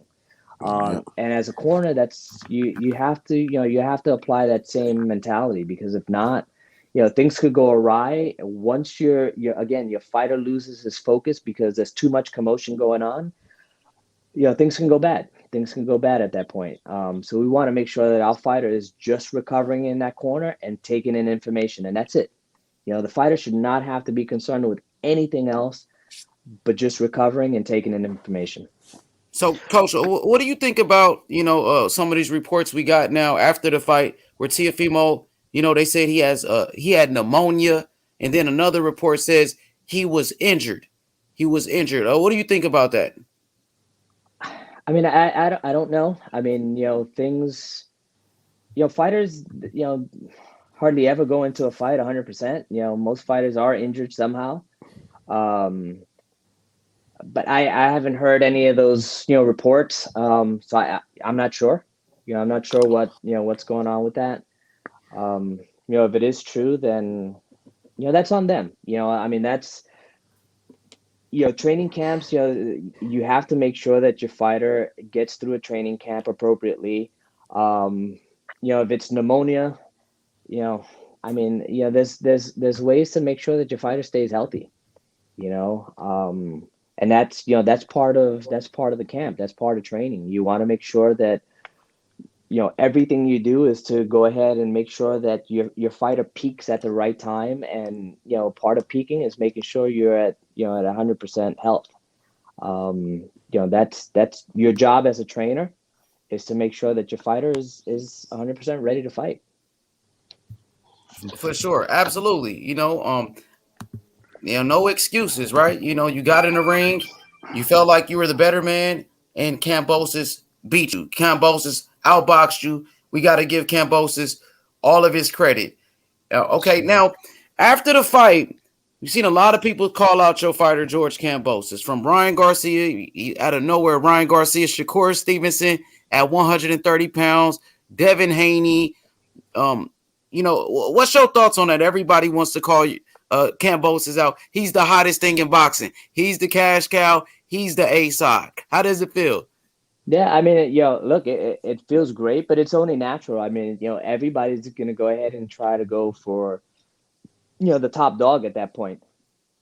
It's nice to be in that position, but, we always make sure we maintain that mentality that, even against any of these other guys, that underdog mentality has to stay in place, because, reaching the top is sometimes easier, but staying there is the toughest part, right? So, as long as George maintains that same mentality that he has his entire career, he's always been fighting to get to the top. But even being at the top, you have to continue fighting. And again, it's only natural for these guys. Everybody wants to go ahead and get the straps, get the belts. So they're going to call out whoever's up there. Now, there are a lot of fighters that, that do a lot of calling, but never, committing. So Devin Haney. Yeah. So we'll just see how everything plays out. And again, at this point, I think George has kind of proven himself, and he's been in everybody's backyard. I think it's time for him to get a fight at home, in Australia, and bring those straps home and try to keep him there. Yeah, he's do you consider right him now. Do you consider him undisputed, or do you think he has to fight Devin Haney? Look, when it comes to all that, the belts, especially with the WBC, whether we want to consider it undisputed or not, to George and to me, it doesn't really matter. He's kind of beat the guy that beat the guy, and that's suffice for us. The fact that everybody's calling him out now, that's enough for us. It's enough. We don't necessarily have to be called the undisputed champion, and I think George would probably feel the same way. The fact that he's now mentioned amongst all these other guys where he was never mentioned before, it's a win. It's a win. He's done what he needs to do. Hold on, Ignorant Boxing. Now, the WBC, Mauricio Suleiman, as soon as George Kambosos, he beat Teofimo Lopez, the WBC said he's the undisputed champion. The WBC president. So they already confirmed that he is the undisputed champion. Okay. Are you aware of that? I haven't seen that. So, yeah, I mean, if that's what they determine now, I think the way it actually works is that all the organizations have to basically approve or legitimize, all this, but, recognize, certain belts. But again, like I said, it's great to be called undisputed, but I don't think George is really looking at that. Look, he has the belts. I mean, the only belt he does not have is that WBC whatever. I think it's regular champion or something like that. He has the WBC, the franchise, where Mauricio Suleiman said the WBC franchise is put above any champion in the lightweight category. As I have my notes right here from Mauricio Suleiman from the WBC, where you guys can see it on the screen. Yes, I can. I'm reading it now. Hey, show him the WBC post that said he's undisputed. Yeah, I will. So right here, let me read it because my computer's moving pretty slow. So this is from the WBC president, Mauricio Suleiman. He says Lomachenko is the WBC lightweight champion. Confirmed. Mauricio Suleiman. He won and petitioned for the franchise destination. The franchise is put above any champion in the lightweight category. So it says it right here. The franchise is put above any champion in a lightweight category. And your fighter, George Kambosos, is the franchise champion. Yeah. Well, again, if that's the case, and that's, look, again, whatever the designation is, if people want to consider him, I think that argument will continue. But it's not an argument that we want to have. That designation, I don't think puts any more money into anybody's pocket except for the organization. In fact, fighters lose more money when they're fighting for more belts. So, you're paying sanctioning fees for belts that, that people are going to argue about. So, it's, it is what it is. The WBC, they made it clear. The WBC, if they're saying we got to fight Devin Haney to become undisputed, where the WBC says that you already are the undisputed champion. So you don't have to do anything. Now, I'm looking at George, his social media, his Instagram. George is already calling himself the undisputed champion. He just updated as well. So this is George Kambosos. Give me a second. George Kambosos says on his social media, y'all can see it? Yeah, I see it. Okay, so George Kambosos, the Ferocious, says IBF, WBO, WBC franchise, WBA, and Ring Magazine, undisputed lightweight champion of the world, George Kambosos. Right. Well, great. If you ask me, I consider him the guy that beat the guy, so that would make him undisputed, right? So, but again, people are gonna argue that Devin Haney gets his chance. So again, it doesn't really matter to me. Absolutely. What matters to me is what I consider George to be, and to me, George is the undisputed champion.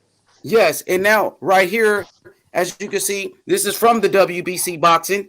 It says this as soon as you guys beat Teofimo Lopez. The WBC put out this post. It says hashtag and the new undisputed champion of the world, George Kambosos from the WBC. Right. You know?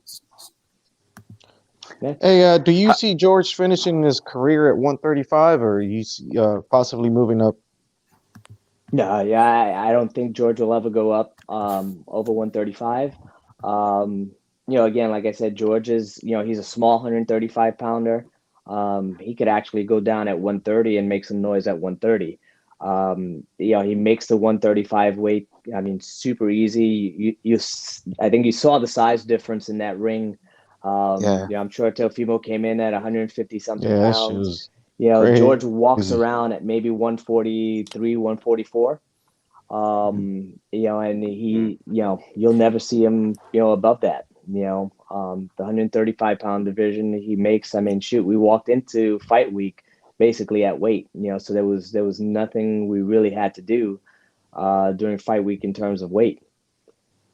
So he does like to be the smaller, quicker, leaner guy because it helps him perform. He was very He fast doesn't in like that to fight. be, doesn't like to feel sluggish, doesn't like to put on a lot of weight after the weigh-in. We hydrate and rehydrate, appropriately for every fight. Eating clean during, training camp, and then the refeed is just as clean after the weigh-in. So, he's not gonna put on a lot. Javiel, how excited are you to have the undisputed champion at that weight and to have the youngest teenage prospect in world boxing? Look, it's great, Because Xander is the hottest teenager, I think, out there. So excited about him. Yeah, it's nice having these guys in camp together. One thing that we do is that we train as a team. So I have all my fighters. I have Xander Zayas, Emmanuel Tego from Ghana. I have Nicolas Segnashvili from Georgia. I have a kid from Serbia that I have in.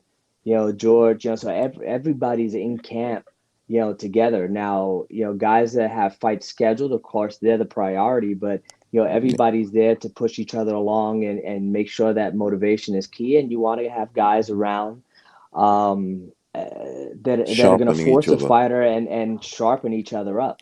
And that's one thing that we have in our camp is that we make sure we maintain, a good family environment because, again, I've had to turn fighters down just because, there's just not a fit, right? But all my fighters, I mean, although they have language barriers and stuff like that, they're family. They're family. These guys, they stick together. And they work hard. They push each other along. I mean, as young as Xander is, sometimes, you hear him screaming and motivating, some of the older guys. And when Xander starts to, slow up, they remind him of all that, of all that, screaming that he was doing. So, and it works out well, and I love to have that team environment. Boxing's, everybody likes to call it an individual sport, but you don't have to train that way. What would you say it can get lonesome and boring. What would you say Xander's best attribute, and what would you say his power's like? Look, Xander's got great power. His best attributes are, He's still young, isn't he? His work ethic, yeah, and he's just growing. Yeah, I mean, he just turned 19 in September, so he comes from a big family.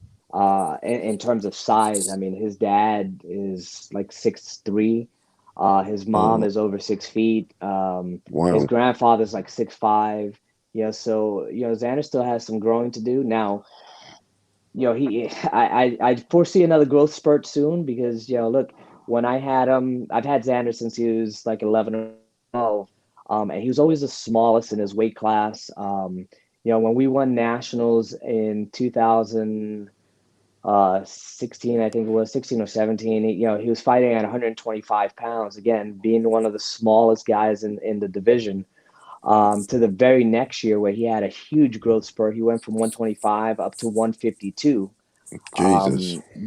And won nationals at 152. Now, Xander, I'm 5'4", and Xander, when he started, he was maybe 5'2". And within that year, I mean, he was close to 6 feet by then.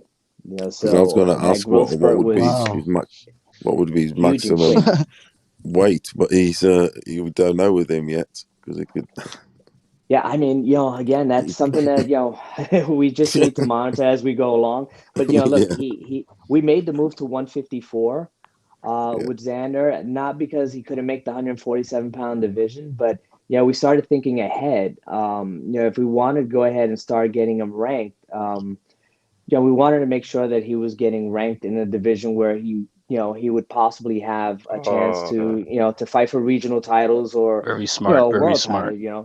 So why force him to stay down if that's not the No. division where you're looking to be ranked in. So we made that move, and as a team we just decided, what, let's go ahead and just take him up to 154, let his body grow naturally, and not try to force him into a weight that we're not going to really do anything in the future in. Yeah, So we made the decision just to move him up to 54. he's He got makes the weight beautiful technique. He comfortably. has. I'm sorry.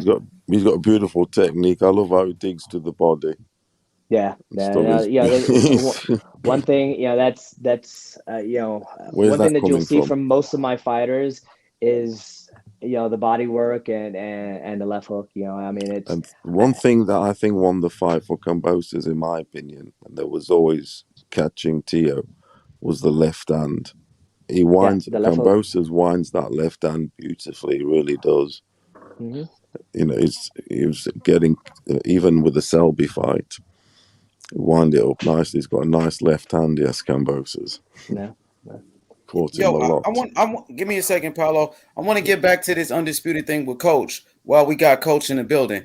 So, Coach, this is from Mike Coppinger, one of the Hmm. most respected reporters in boxing. He Yeah. says, for anyone trying to rob George Kambosos of being called undisputed champion, here's clarity from the same guy, the WBC, who created this mess in the first place. This is what Mauricio Suleiman said. Teofimo Lopez is the undisputed lightweight champion. Suleiman told Akin Barak show, and whoever beats Teofimo, if there is someone who beats him, he must be called undisputed. I have spoken to Devin and his father. That's what Mauricio said. He talked to Devin Haney and his father about this. They know if somebody beat Teofimo Lopez, they must be called undisputed. So, nobody No. should take that away from George Kambosos after he was the underdog and shocked the world. And like you said, he beat the man who beat the man.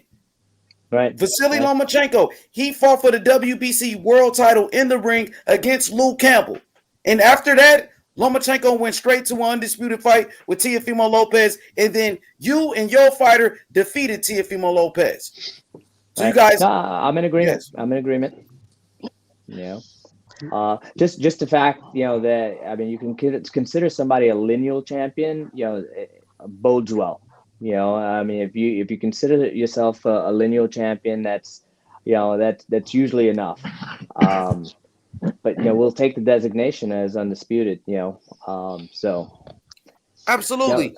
Devin Haney never fought for the belt. And even, when that fight was announced on Triller first, it was called an Right. undisputed fight before the zone picked it up. Correct. And I'm not sure how the zone put it out there, but I think they also had the undisputed moniker on Yes, it did. on all their advertisement. But look, there's always going to be somebody that's going to argue the fact, that what, Devin Haney has a belt. Okay, that's fine. Belts don't make you a champion. Yeah, exactly. So, Coach Javiel Centeno, HLD, man. I wanted to come on real quick and give you your flowers and due respect for a tremendous game plan, a tremendous laser focused fighter that you had, well prepared. You beat my favorite fighter, and I have to come in and just give you your due respect. Tremendous job. Well done, my man. Well done, felicidades, bro. thank you. Absolutely, my man. You deserve everything that's coming. I think you're a little bit hidden in the limelight right now, and I'm glad you came onto this panel. We are hardcore boxing fans here, and we just gotta say we call it as it is. Hey, congratulations, my man. I appreciate that, man. It's like Angie used to always say, work in silence, man. I've been doing this for a while. I've always worked in the background. I've always worked in silence. So Absolutely, you've touched up. And just all these guys already asked you everything from. I loved how you spoke about what you guys actually practice in the corner. It has to be like race car. You know what I mean? When in NASCAR, I mean when you come in for the pit stop, you only got Yeah. 1 minute to get Yeah. things done, and you just right now just demonstrating what is that you do. I mean that's great. Outside of that, my man, Xander Zayas is a hidden prospect. I don't want no super hype on him. I don't want him to get the super hype right now by everybody. But what is the Yeah. ceiling for this young man for in your opinion? Look, I think it's limitless, man, with him. He's young and he's just getting better, right? Look, he was the youngest, fighter signed with Top Rank at 16. But I made it a point, to make sure that, we took that entire year, man. He didn't fight till he was 17. Yeah, they could have taken him to Mexico and fight him in Mexico and do all that stuff. But I prefer to have that time to just transition him from that amateur style to more of a pro style and just do that work here in the States. There's no need to go out and start blowing guys out in Mexico and not really learning anything. So, we did take our time, I mean, it was like a year-long training camp, basically, to just go ahead and have him sit down a little bit more on his punches. And, we're still working on that. Again, we're early in his career. I mean, he's only 11 fights in, and, he's young. He's young, and sometimes I have to remind myself of that. That he's only 19. And I think Top Rank is doing a great job in moving him a certain way. You'll always have your detractors and say, oh, they need to start doing this and that. But they forget the fact that he is He's only 19. 19. Yeah, I agree. I think they're doing a tremendous job. Now, is it your call from training camp to continue having him fight 4 or 5 times a year like he is now, or do you foresee next year a little bit slower with No, next higher year we are competition? we are going a little bit slower. Probably have 3 or 4 fights next year, as opposed to the 6 that he had this year.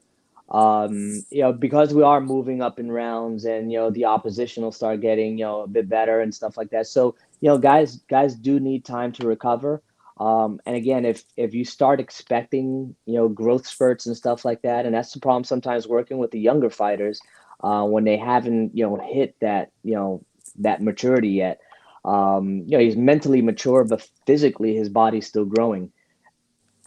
And we want to make sure, that the muscles are, working appropriately according to the growth of the bones and stuff like that. So there's a science part of it that we have to go ahead and take into consideration. And we work with a great facility, that does our strength and conditioning, and they keep all that in mind. And that's what the outside doesn't see. They just want to see a fighter fight. But you also want to make sure a fighter is growing into their body appropriately, and being able to fight at 100% capacity, as opposed to having minor little issues because of growth. So Absolutely, you with got to young put. I fighters, mean, yeah, I'm sorry, go the ahead. body definitely matures. It takes its time to get conditioned and matured to the new growth and whatnot. Correct. When it Yeah. comes to his walking weight, what's his young man's walking weight, if it could Well, be known? Xander generally walks around at about 170, 171, 172, around there. So it's not a Um, drastic cut for him to come down at No, all. no, and again, because he's so young, his metabolism is crazy. And we work with with one of the best nutritionists, perfecting athletes. They work with a lot of fighters, a lot of MMA fighters. So he has his nutritionists. They provide his food, and they calculate everything for us throughout camp. So we have markers where he needs to be at certain dates, and we just meet those markers, and we go into fight week at a certain weight, and we do our weight cut, which is a passive weight cut. It's funny because we go into fight week and we see guys with sauna suits and running all over the place, and and Xander sitting in a bathtub, watching movies or listening to music. And he goes into the weigh-ins and he's smiling, and everybody's like, what is this kid on? Makes a Why is big he difference to so be in that mental attitude. I yeah, can. so by working that the right way, it could be easy for some of these guys to make weight. I think sometimes they either try to start it too early, or they try to do it too late. And Hey, if you get caught behind that 8 ball, it's tough. do you as a trainer have a style, and how would you describe your style? you know what? I don't really have a style. You know what my style is making sure guys are technically sound, defensively sound, and their fundamentals are there, right? Because every fighter is going to come in. Every single fighter in my gym has a different style. So as long as they follow the fundamental rules, I work with what they have. And that's, I try not to change anybody's style. Xander was a little bit different because Xander I had from a young age. Xander was a very aggressive fighter, because he was always small. He was that fighter that was always on the inside, trying to outwork somebody.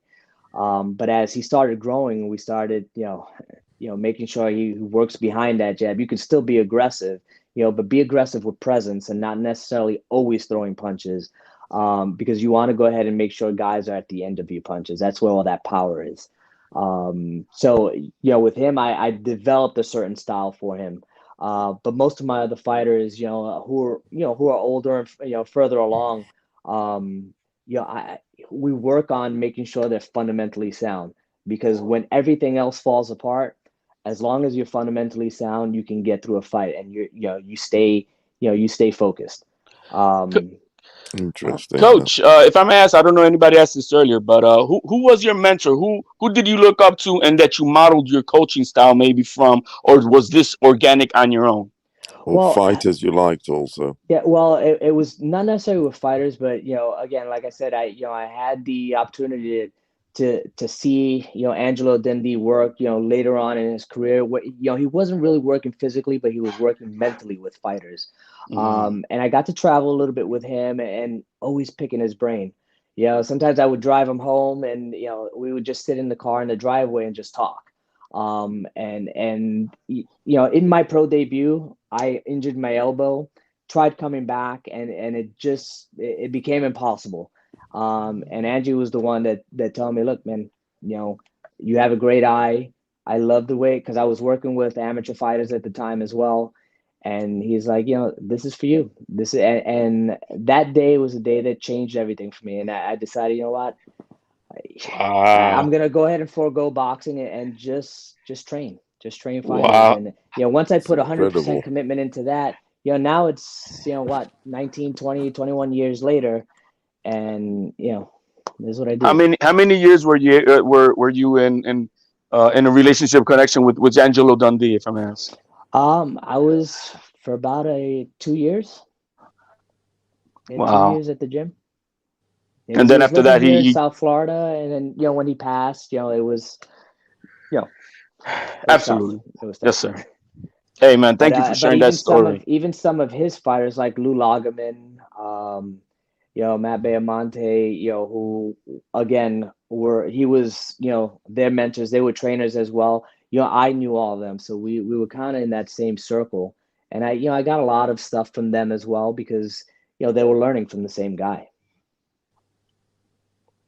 Tremendous, man, tremendous. It was just, I needed to know where you get your insight from, who built that up, and hearing a big name like Angelo Dundee speaks volumes. And speaks that was volumes. and there was another trainer who completely different philosophy, completely different styles of fighting, and it was Vic Andretti, a trainer out of England, who played a big part as well. I mean, he was it was funny. He was one that, although we would clash certain times, I grew to love the man, and I grew to love the tenacity he had, the style he had,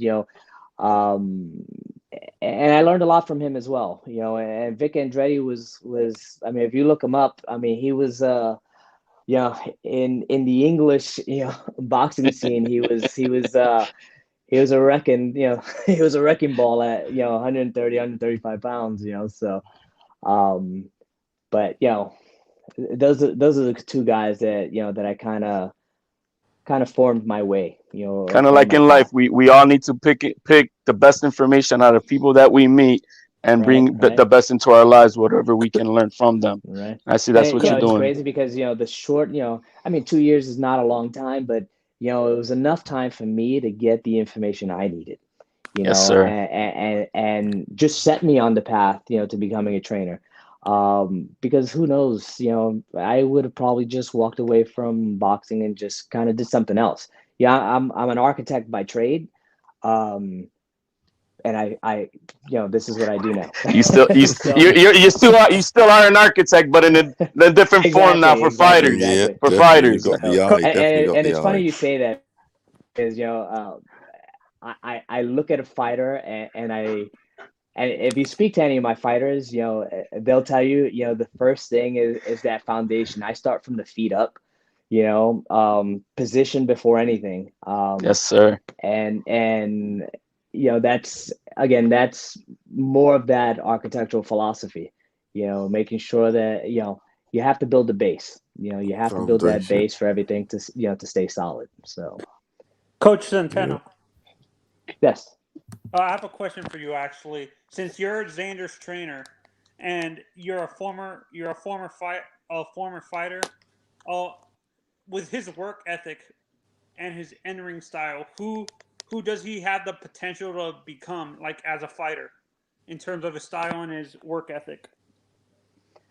Um, it's funny. I think Xander, he's kind of developing, um, just into his own style. I mean, look, he has guys that he looks up to. Um, but when you look at the way he fights and the way they fight, there's really no comparison, right? Just because of body type and stuff like that. But I think Xander's one of those kids that's gonna form his own path basically in terms of styles. And I'm gonna nurture that style, and just continue to grow that style along with him. So Uh, it's hard to really say who he'd mimic or anything like that because it's not something that we really do. We don't look at somebody and say, hey, you know what, I want to look like this, you know. uh, can you repeat your answer because I didn't hear it because I don't know if it was someone on the chat that had a video pop up or something like that, and I couldn't Sorry, it hear. was me. Oh, Yeah, okay. just go ahead, No, repeat. Go ahead. no. What I was saying was that Xander's. I think he's developing his own style, and it's something that I will just continue to nurture as we go along. As long as again, he stays within the confines of what I need from him is making sure that he stays technically sound, defensively sound, and those fundamentals are there, and making sure that he has a good base. Now, we don't necessarily look at fighters and say, oh, I want you to look like this, or I want you to look like this, or I want you to do this and do that. I nurture each fighter, according to what they have. Everybody has different abilities. Everybody has, just different things about them that will start to formulate their style. And I just kind of nurture that along. It's like a football player. I mean, or any person in any type of sport. If you try to make them something that they're not, it doesn't work. So you kind of again, as long as they stay within the confines of fundamentals, we could start developing styles from there. His I hope that defense. answers your Oh, question. absolutely. It sure I'm did. not It sure sure. did. His defense is that it, when you guys working on offense and defense, are there equally amount of time spent on both sides of things, or is it primarily offense and then like maybe 30% defense in the training camp? What goes on in that aspect? You try to make it as equal as possible. But one thing that that I try to do with a lot of my fighters is because I don't think of them as two different things. I just think of them as transitions, right? So if Mm-hmm. you're working your offense, you don't just stop and then work your defense. You have to transition into your defense. So all those little positions before you go into your defense is what's important to me. So because I can throw a certain combination and then go ahead into my defense, but I want to make sure that when I transition to my defense, I'm in the right position, right? Yes, Because you sir. don't want to lose opportunities if they present themselves. So if you just stop and defend, there's times when you lose opportunities to take advantage, right? Yes, So we sir. want to go ahead and make sure we put ourselves in a position to transition into that defense that gives us the ability to counter.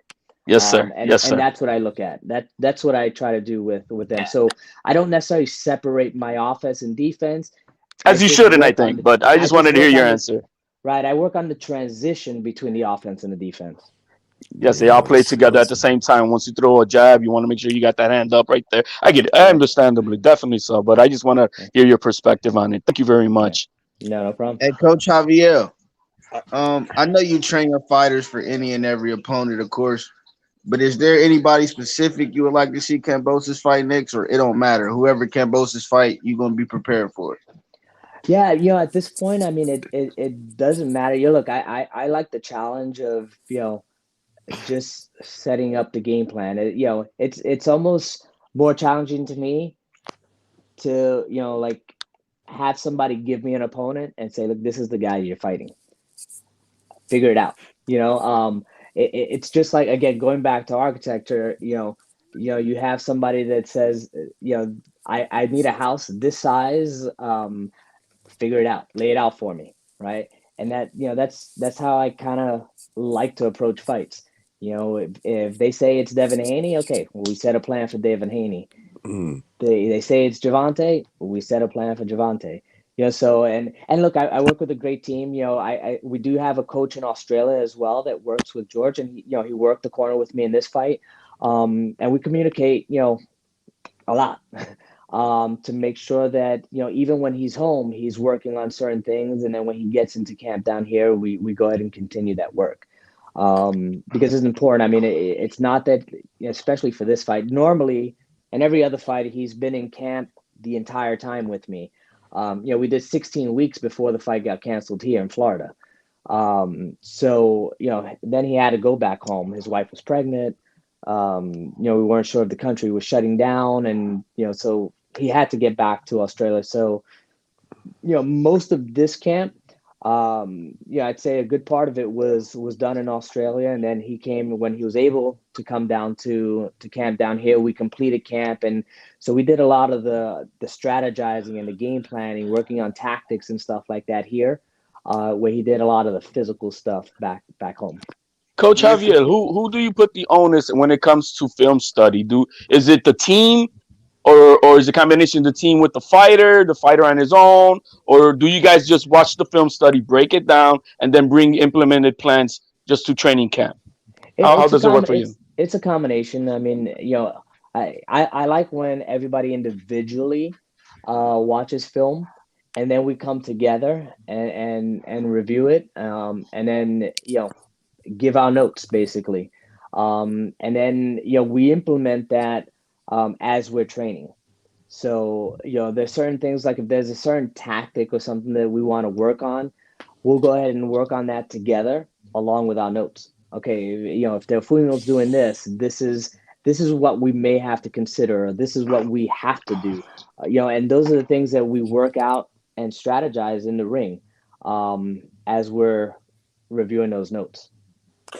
Uh, Coach, I'm wondering, as a trainer, let's say you've trained for a certain fighter, and at the last minute, like closer to the fight, the fighter gets injured that you're you're gonna be facing for a title. How do you adjust your game plan if the fighter gets switched out at the last minute? Right.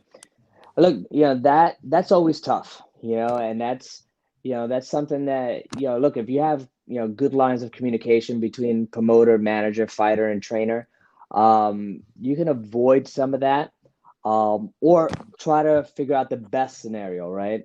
But sometimes, that doesn't happen. So sometimes you end up with somebody that, look, just doesn't meet the same, you know, style as the fighter that you've been training for.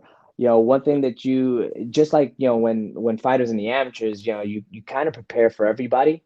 Um, Within camp, we always have times where, look, although somebody's, fighting, George may be fighting somebody short, or Xander may be fighting somebody tall, we'll go ahead and mix in different styles, different heights, different stance, just to get those rounds in, right? Um, because you just never know. And sometimes you can do film study on a guy, and all of a sudden in a fight they're switching their stance on you. So you don't always get what you get in sparring.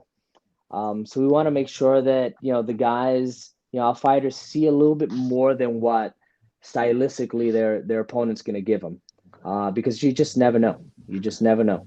Hey, it's a trainer. I mean, do you think that fighters should switch trainers? And when is it a good time to switch trainers? Look, as a trainer, it's you always want to go ahead and maintain a fighter, right? But there are times where, look, you reach a certain point with a fighter. If a fighter at some point does not respond to certain things that you're asking for, or a fighter feels like they it's unfortunate sometimes, but a fighter feels like they can't get anything else from a trainer, it's time to move on, right? But it's the same thing for a trainer. If a fighter is not responding to me, you don't want to just stick with a fighter because they have opportunities, because you want to maintain that relation. You want to have a good bond, a good relationship with a fighter. If you stand in front of a fighter in a corner and their eyes are going somewhere else besides yours, that connection isn't there anymore. And at that point, I think that's when you need to start considering, or somebody, there has to be some type of communication between fighter and trainer, fighter manager, fighter promoter, where a change may have to be made. Keeping it honest. Somebody else in. Right. Sometimes just an additional voice, additional set of eyes works just as well. And it's everybody's talking about Teofimo having to get rid of his dad and stuff like that.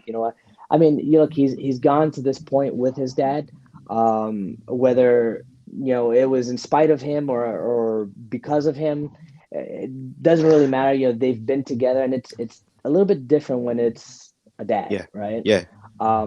But bringing in another set of eyes sometimes does the job. It does the job, and it keeps that that bond and that community feel. Look at I think the discussion always has to be made, with fighters, that there's always a possibility of maybe bringing somebody else in. And as long as there's no egos and stuff look, I have no problems co-training guys. There just can't be any egos. If that ego gets too big, then it doesn't work. And I know they've been mentioning the names of Devin Haney, Gervonta Davis, but do you find the rematch with Teofimo Lopez attractive? I do. I just don't think he would do it. He's already mentioned that 135 is just actually at the weigh-ins. He got off the scale and he's like, "This is the last time you're gonna see 135 on that scale." So I think mentally he's already checked out, set himself. He checked out of 135. I think 140 is gonna be where he's going, and I don't think he'll even try to make 135 again. So it's a possibility, but only if Teo wants it. Right. So? I mean, look. I mean, there's a lot that goes into that. As we saw, I mean, I mean, there's a lot of things. I mean, who knows how Top Rank feels about it? Don't know. Yeah, there's a business aspect to it. So if there was a rematch, do you think it would be any different than the first fight, or how would you see it different? You know what? I think Teofimo will prepare a little bit differently, but so will we. Again, the strategy has to be for each individual fight. Just because you beat somebody once with a certain strategy doesn't mean that same strategy is going to work the second fight. Again, it's a mental game sometimes. And you just work the mental side first. Work that mental side first, and then work the strategy after that.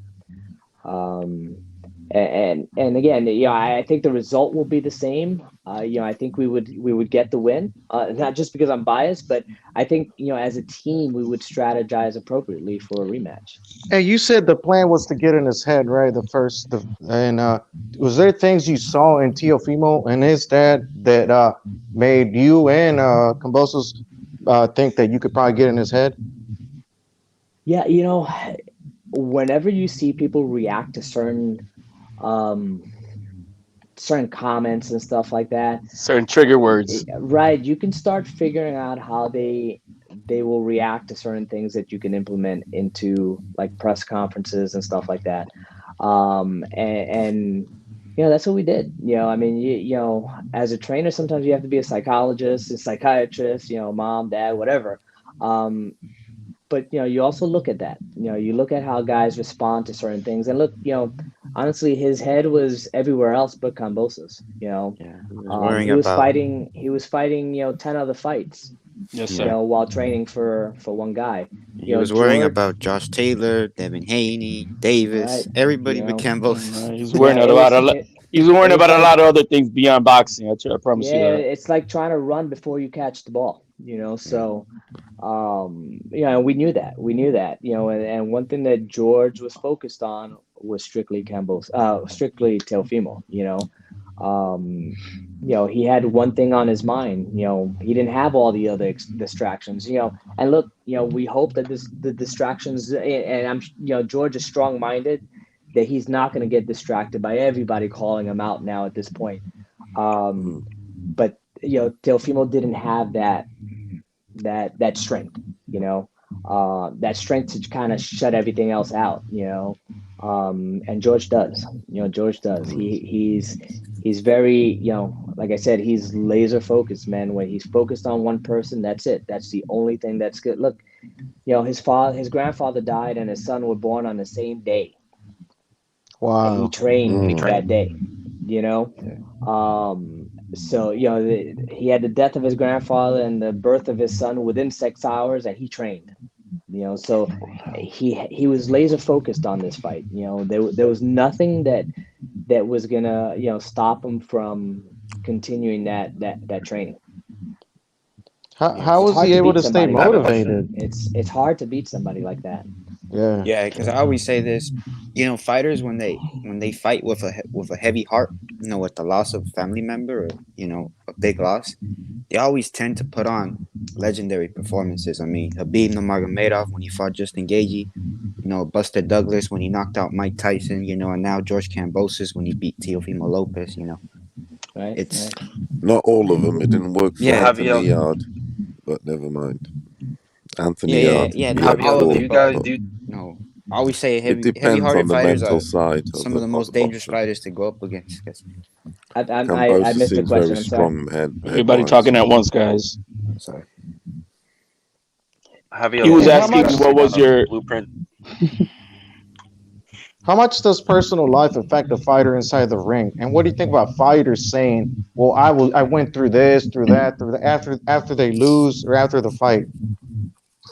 Well, Look, Kambosos lost his grandfather, and he still handled business. yeah. That's what I say. The mental aspect is, you have to have a strong mindset. That it's, if somebody comes to me and says, "Look, I have this guy. He's super strong. He's fast. He's he's got a great heart." But if he's not smart and has a strong mindset, it's somebody that I may turn down. But you tell me I got a guy that's that's fast, was not that strong, but man, this guy's mindset and his work habits are phenomenal. That's the guy I'm taking. Because that mind does a lot. That mind does a lot for you. Hey, It what's can a take you strong places mindset that. look like in the sport of boxing? Like what are you looking to? Well, one is a guy that doesn't fear challenge, right? Yes. A guy that doesn't step back, doesn't step off of a challenge. You get guys that seem strong and seem like they're willing to fight until they get to the point where they get challenged, right? And then they'll go ahead and step aside. For example, when George got dropped in the 10th round, a lot of guys at that point, they may just say, you know what, and I think George said it in one of his interviews, I think I did enough, right? I think I did enough to, to show myself and just give up there. Um, but a strong mindset will say, you know what, I'm going to get off this canvas and I'm going to go ahead and whip this guy's ass. And That's what and he said. that's what you want. That's what you want Yeah. from somebody. That's what he said. You Because drop look, me, I'm gonna get up and punish you. That's what he told the presser. right, boxing. Unfortunately, boxing is not like other sports where you can come back the next weekend, and if you mess up this weekend, you come back the next game and do well. Boxing, you mess up sometimes. You get dropped right back down to the bottom, and you may never get back up. To get opportunities. So you have to stay on point and just do what you got to do, man. Do what you got to do to get the win. Yeah. Yes, sir. It isn't always Somebody's got pretty. feedback here real quick. If somebody can mute their mics, or Someone they has the got TV feedback coming on. in. Okay. Javier, I did think this it's good fight now. play out how you thought it was, or was it easier? Was it harder? But you know what? It's funny because we talked about this after the fight. It went to plan. We knew that. First thing was, hit him hard in the first round. Make sure we get his attention. Get past that third round where they, at that point they said, it was either first round knockout or we were going to stop him after three. Get past that third point, and then win some of those middle rounds and just make sure that you're dominating. And look, there's always going to be a challenge, and we expected that. We knew that George wasn't going to get through the fight without getting hit, right? But we wanted to make sure that if he got hit, one, it wasn't clean, and he'll admit to it. The only reason why he got hit with that shot against Teofimo that He dropped was him having fun. was he was having fun, which he lost a little bit of that focus, but then he got it right back. That's all it takes is that 1 second focus, Exactly, and we knew going in that look, it was a dangerous fight. We had to be on for the entire fight, for the. because I'm sorry, go ahead. I was going to ask you for that first round, for the first 2 minutes and 35 seconds. Were you guys like, damn, at the moment, like this guy's coming? No, we expected that Before the drop, you know what I mean? Yeah, we expected that. We expected again, because we got into his head. We got into his dad's head. His dad sent that charge out in him, right? Look, Teofimo, if you look back, Teofimo would normally come out with a nice sharp jab and stuff like that. Yes, We didn't sir. expect that, because of that mental state that they were in. His dad wanted him to get him out in the first round. Well, we knew he was going to come out hard. And George completely expected that. That's what I'm saying. Everything fell into place, and everything worked out according to plan. Like nothing really came as a surprise. Look, throughout camp, we were always confident that George was going to get the job done. Whether it was a stoppage or by decision, we knew that George can go the 12 rounds, and he worked the game plan perfect. Again, he had a little blip in the 10th round, but other than that, everything else was kind of expected. We knew he was going to try to load up on certain punches. We knew that we had to just gauge that distance and take those little half step back to make Teofimo reach for certain shots, and just work on our counters. Yeah. Was that a big I heard George also say about hitting Teofimo with a hard right hand in the first round. I heard him say that in interviews about getting Teofimo's attention straight away, because he'd heard Customato say that to Ali before I think he fought Foreman. So I heard him say and that came up in camp as well. And it was again something that we wanted to make sure that he grabs Teofimo's attention and let him know that he's going to be in a fight. Whether yes. Sorry. Also, Hey, Gas, mute your microphone. It's making noise, someone bro. has the TV on. It's Hey, a gas guy. Javier, do you know anybody personally that betted on Kambosos that made a lot of money? This is a weird question, but because I know you probably You will know what? tell somebody probably to bet or do something like that because he was a heavy underdog. I just want to know. You know what? I got this question a couple of times, but yeah, I don't gamble, so I don't You save typically yourself that know. headache, man. Yeah, but I do know that there was quite a few people in Yep. Australia that gambled and made some money. But if I personally know somebody, not really, not really. I was one of I them, wish I Javier, did. but I didn't put enough money on. I was one of them, but I didn't put enough money on. Even I didn't have enough confidence in George. He shocked the Yeah. world. I only put $50. I just come on Yeah. as well, Javier. I just want to say congratulations. That was a masterful performance and coaching by yourself and George. And I'm from Thank the you. same Thank you. city as George, and everyone's buzzing here. I mean, he's really shook up the city as much as he shook up the world. That was incredible performance, man. Thank you. Thank you. I could just imagine how Sydney is right now. I think George will get back in the next couple of days. He's going to Devin Haney's fight, and I think Tank's fight, and then flying back home. So I'm sure that excitement is going to spark up again once he gets back. But yeah, I mean, George is a phenomenal fighter, phenomenal guy, and I'm looking forward to going back to Australia, for the next one. Yeah, Javier, tell George. 2 days before the fight, I was with a guy named Chad Hoskins. He'll remember him. They used to box together when they were kids. Chad Hoskins. Chad Hoskins. Hey, Hoskins. Okay. Yeah, Chad Hoskins. Yeah, you'll remember him. Yeah. Gotcha. Okay, perfect. I'll let him know. Javier, there's been like a lot of fighters that have been in this position before, like Andy Ruiz, and recently where they win the fight that no one thought they would win, and then they lose the next fight.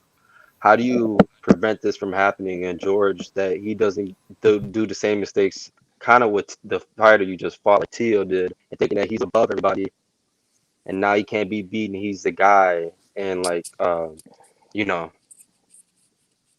basically kind of like that. I think a lot of times, guys, get that big win and they just stop training. Just the other day when we got back from New York, George wanted to come to the gym and train. And I was like, look, George, take some time. He still came to the gym, but I just didn't allow him to train. He's got that type of mentality, the kid, and people are like, oh, he overtrains and stuff like that. But look, he's been doing this his entire life. He's been training like that his entire life. George is one that, he's always working on, in his job. This is his job. And he's always working on his craft. The Andy Ruiz, he got the money, but look, the money doesn't always come, when you win the belts. The money comes, when you start defending those belts.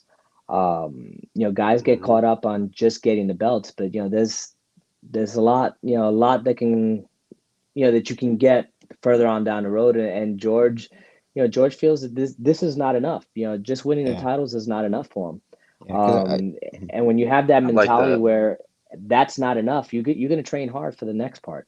Yeah, because I don't think George is like those, cocky and brash fighters, who get those big wins and, they're on cloud nine. They think they're on top of the world. They're probably undefeated. They think they're unbeatable, but at the end of the day, they're human just like everybody else. Reality checks them. Yeah. No, I agree. Hey, Javier. Go ahead, Ivy. As a trainer, when a team Teofimo spoke a little bit too much on their game plan as far as getting an early knockout and stuff like that, were you kind of happy that they did that and used those words to your advantage as far as training? And he fell off. Hopefully he can get back in. He just fell off. Damn.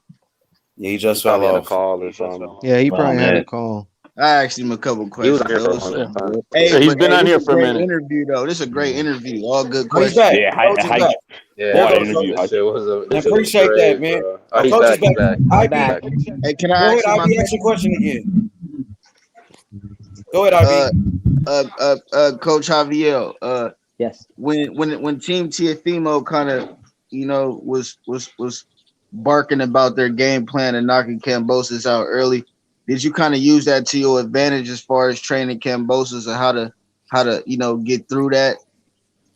Absolutely. I mean, that was, as soon as they mentioned that, we were like, okay, great. that gives us something to work off of, and we did that. We planned. That's why when the question came up before, what did you think about him coming out strong and hard in that first round? Well, we expected that. They said they were going to do that, and if they didn't do that, we already had we had something else planned. There was a plan B, a plan C, and a plan D. It wasn't.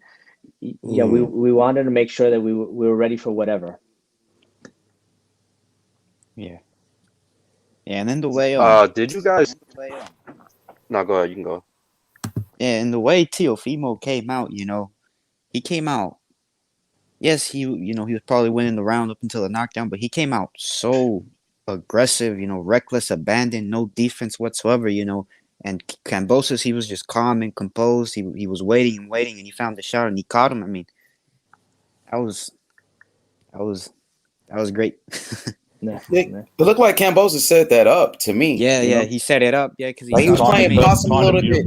Tio, he was playing possum a little bit. Tio thought he had him hurt, and Kambosos, he planned it all out. That's what I think. Yeah. That was one of the best time right hands I've seen. Yo, man, whoever's got the microphone, man, the feedback, just cut that off. Hey, as a trainer, is this your biggest win?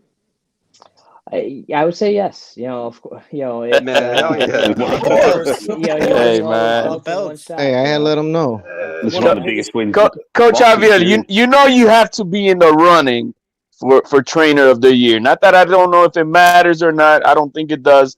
But to be known, because you have to be in conversations with the staple that you have, the young fighters, and now having the new undisputed champion. I mean, do you think you're in that running for that? Or does it matter? It really doesn't matter. My team gets upset when I say this, but it really it's nice to be recognized and stuff like that. But I want to see 3-4 years down the road. My challenge to myself is to keep creating world champions, right? And years down the road, when I've developed these guys and have gotten them to the point where, they've become world champions, what? That'll make me feel good. At that point, that'll make me feel good. How's your family received you, though? One fight. I'm sorry? How's your family received you after such a great win? Yeah, you can imagine. I mean, everybody's going crazy. My phone hasn't stopped. It's hard to check texts, So that's got to be the best recognition. I have, Australia has been great. Greece has been great. When we fought in Athens, we got to meet a lot of people in Athens, and everybody's been sending comments, and so it's been great. It's been great. That's one thing. I enjoy that feedback. Coach, I got you as my trainer of the year because I will have to say this is the biggest win in boxing of 2021. It's by far the biggest win. You were the underdog in that fight, a massive underdog, and to shock the world, to beat a great champion like Teofimo Lopez, a fighter that was on the pound for pound list. He was top 5 pound for pound. And the way you guys did it, to me, you deserve to be trainer of the year. And Kambosos, he deserves to be fighter of the year. Just in 2020, Teofimo was the fighter of the year, and his father was trainer of the year, and you beat these guys. And he's gonna have prospect of the year too. I got prospect of the year coming under his belt too. Xander Zayas, absolutely. December 11th, he's gonna put the stamp on that. Yeah, and Javiel, you were saying about Australia and Greece. I reckon you could probably. I think George could maybe sell out stadiums in both countries, which is crazy. I'm sure. It was funny because when we were in Greece, there was a lot of local fighters on the card, and George fought, I think, the co-main event on that show, because they wanted to, they just wanted to put him kind of in the middle of that show. The place emptied out, and it was completely empty after his fight. There was a championship fight, which was I forget the female fighter out of Greece. She was fighting the main event, and the place is completely empty. Because everybody just followed George out. He has, a great pull. But going back to, the trainer of the year, I do have to share that responsibility with the coach from Australia, which is Mick Akaway. Is that trainer. Bilal Akaway's brother? Is he related to Bilal? Yeah. Yeah, that's his dad. That's his dad.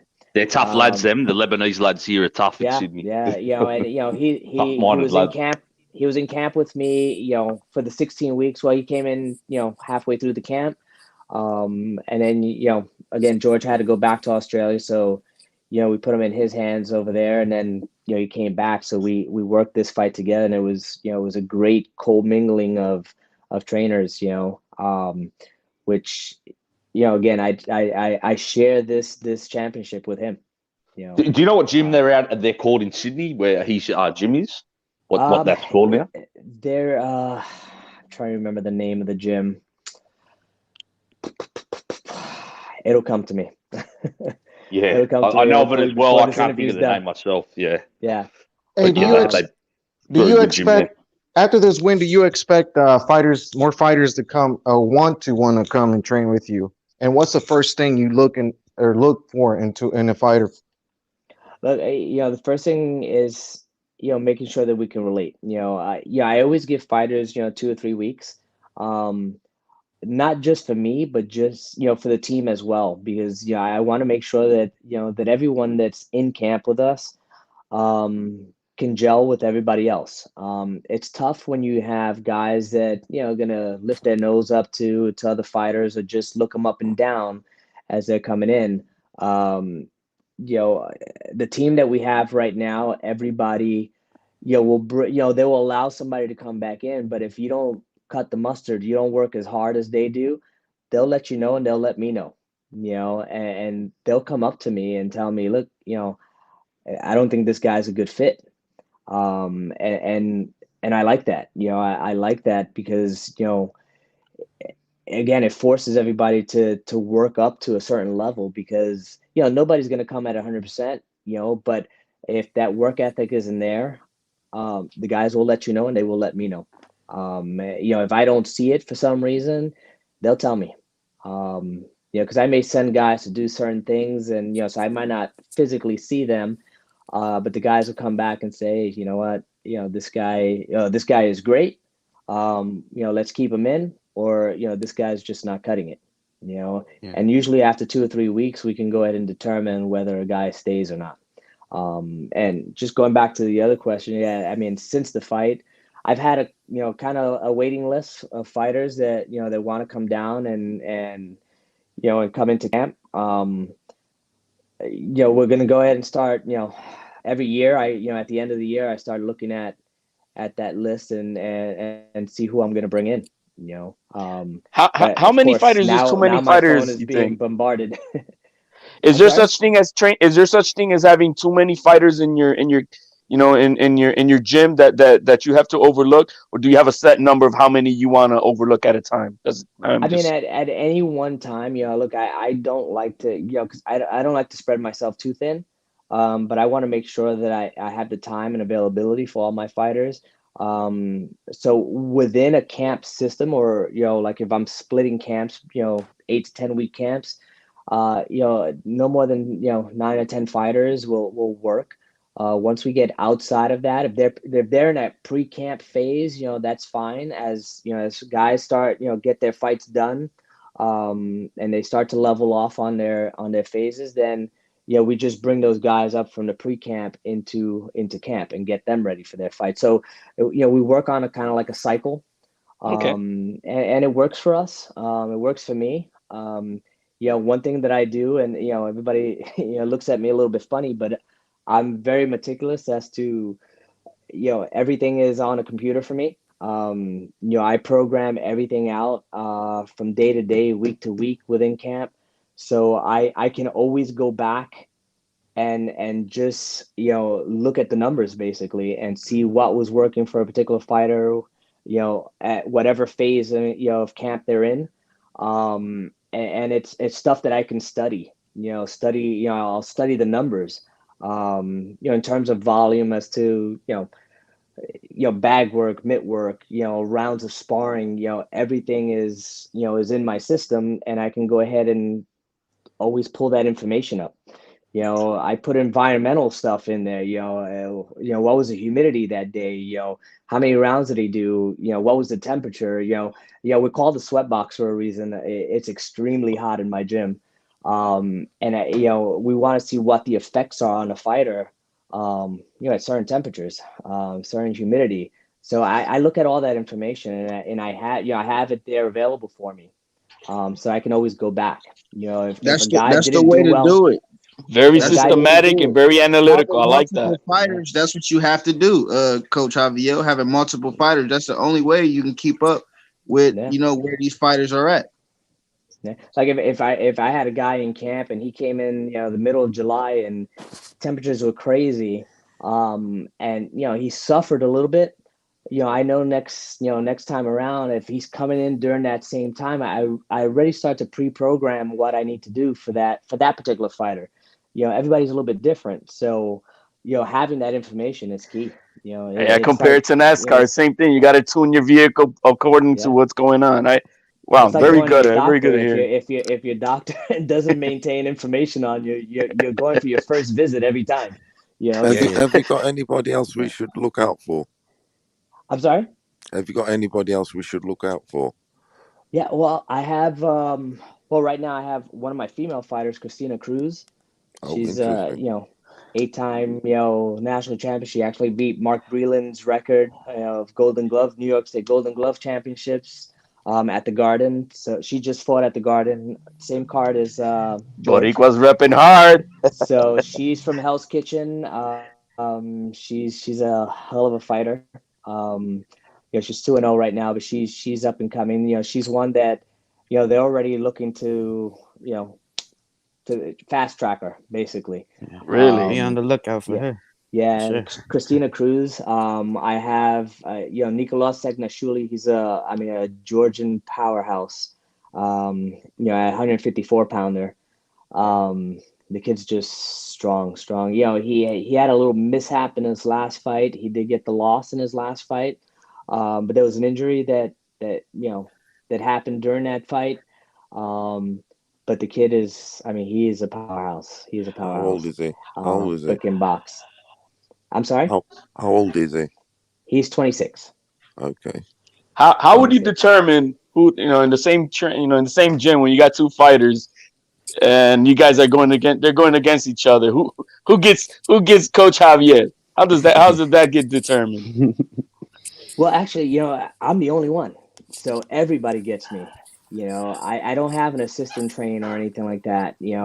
But if they were to face each other, I'm saying if you got two guys in the same gym about to fight. Like for example, you got Emmanuel Tago. Emmanuel Tago, yes. And you got George Kambosos. Look, it's tough. I'm glad I haven't had to make that decision. Because it's a tough decision. You're gonna have to, hey coach, you're gonna have to put that in the computer system, man, and whatever tells you what you want to do. Hey coach, I thought about that. Yeah, I may have to pull a Robert Garcia and just pull myself completely out and train them both, but have somebody else work the corners. But I hope it never happens. I don't know. I don't know what. Hey, coach, let me say something to coach, because I thought about that fight yesterday, because I know George, he wants to fight, back home in Australia, and maybe he has a comeback fight for the people. And I said, Tago, they're both with Lou DiBella. And I thought about it. Tago is a top 10 lightweight. That fight actually makes kind of sense to me. Yeah. That's outside of that's a business part. We'll see. But you know what? The fact that they're both with DiBella, I'm not sure if DiBella would want to do that. Put them together. I think DiBella has other plans for Emmanuel. And actually, Emmanuel's flying up to New York and for Xander's fight to meet with DiBella. And they're going to plan out what his trajectory is going to be. It's unfortunate with him. He was kind of locked down in Ghana, so it was tough to get him back down here into the States. So he had a couple of missed opportunities after the Mason Menard fight. But even for that fight, I mean, there was so many things that were going on during that time that, fighting in the bubble was his first time fighting in the bubble, and being off for so much time was a little tough. But this time around, he's been focused and training hard. He's when he's here, he's giving it 100%. And I think this fight with George has just motivated him even more. He sees the opportunities, and he's ready to go. He's hungry. Come the new year, he's going to be. Look, the other thing is they've presented Tego to Devin Haney. They've presented Tego to Ryan Garcia, and they've turned him down. I'm not surprised. Tego's, look, man, he lost his pro debut, and he has 32 fights in and hasn't lost again. He's, he has that same mentality as George. This is the type of guy that gets off a plane from Ghana and in jeans will step into the ring and do 12 rounds. So, Wow. he's that type of guy. And if you look at him, he he has that style of like a Nassim Hamed, where he's just very awkward, and these guys are afraid to look bad, because he can dish it out, and he can make you look bad. Yes, he can box. Tago's a very good boxer. I had Bill Haney on the show plenty of times, and Bill Haney, they were talking about Tago at one point. We brought that fight to the table, and I guess they end up getting the Jojo Diaz fight. So yeah, man. And the reason why I brought up Tago, like as a potential fight, is because I know Richard Comey is also with Lou DiBella, and Comey is about to fight Lomachenko. And somebody said the winner of Lomachenko Comey is another possibility for Kambosos. Right. Yeah. Yeah. Well, that is a possibility. But you know what? Kambosos can't fight everybody right at once, so it does leave opportunities for Tego to fight, one of these other lightweights that nobody else wants to fight, because you're gonna have, whoever ends up fighting George, there's gonna be 4 or 5 guys left out, and that odd number of guys is the one that's probably gonna have to face Tego, or start to move down in the rankings, because Tego's been there for a while, and nobody's wanted to take the challenge, nobody's wanted to take the fight. Hey, it's a trainer. Javiel, with all the 135 pounders like Devin Haney, I think Tank's even fighting this week, Lomachenko, Comey, all these fights at 35 in the next week or two. How important do you think the results of them fights will be that'll determine George's next opponent with how them fights play out? Do you think that'll be very? Yeah, I think it's very important. I mean, George is actually trying to. Stay. Look, George is going to make his decision, along with with his manager and promoter. But George is looking for the best challenge, right? And, he stated that in his interviews. George's not going to back down from it. Anybody that George doesn't pick for this next fight is going to say he's avoiding them. So that's going to come. But he's looking to see who performs at their best, in these next couple of weeks, because he is also looking, before he makes his decision, he is looking at the Loma, Comey fight as well.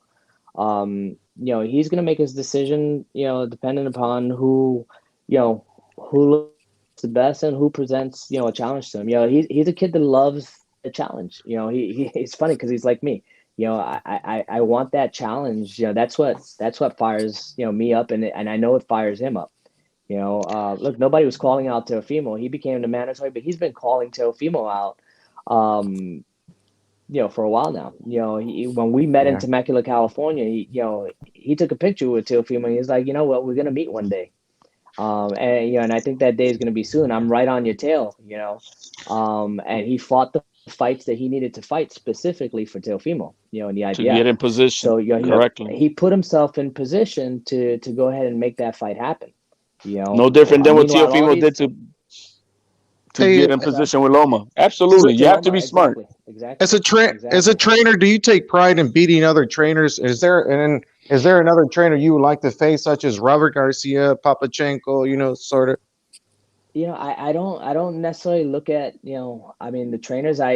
as a trainer, going up against another trainer. Look, I chat with Robert Garcia and stuff like that. Um, I don't take the challenges as challenging the trainer. I'm challenging the fighter along with my fighter. You know what I mean? Because the trainer can set something up, but the fighter has to implement it, right? So And I execute. feel success when my fighter just executes my plan. Not necessarily me beating the other trainer's plan. My success is when my fighter implements my plan.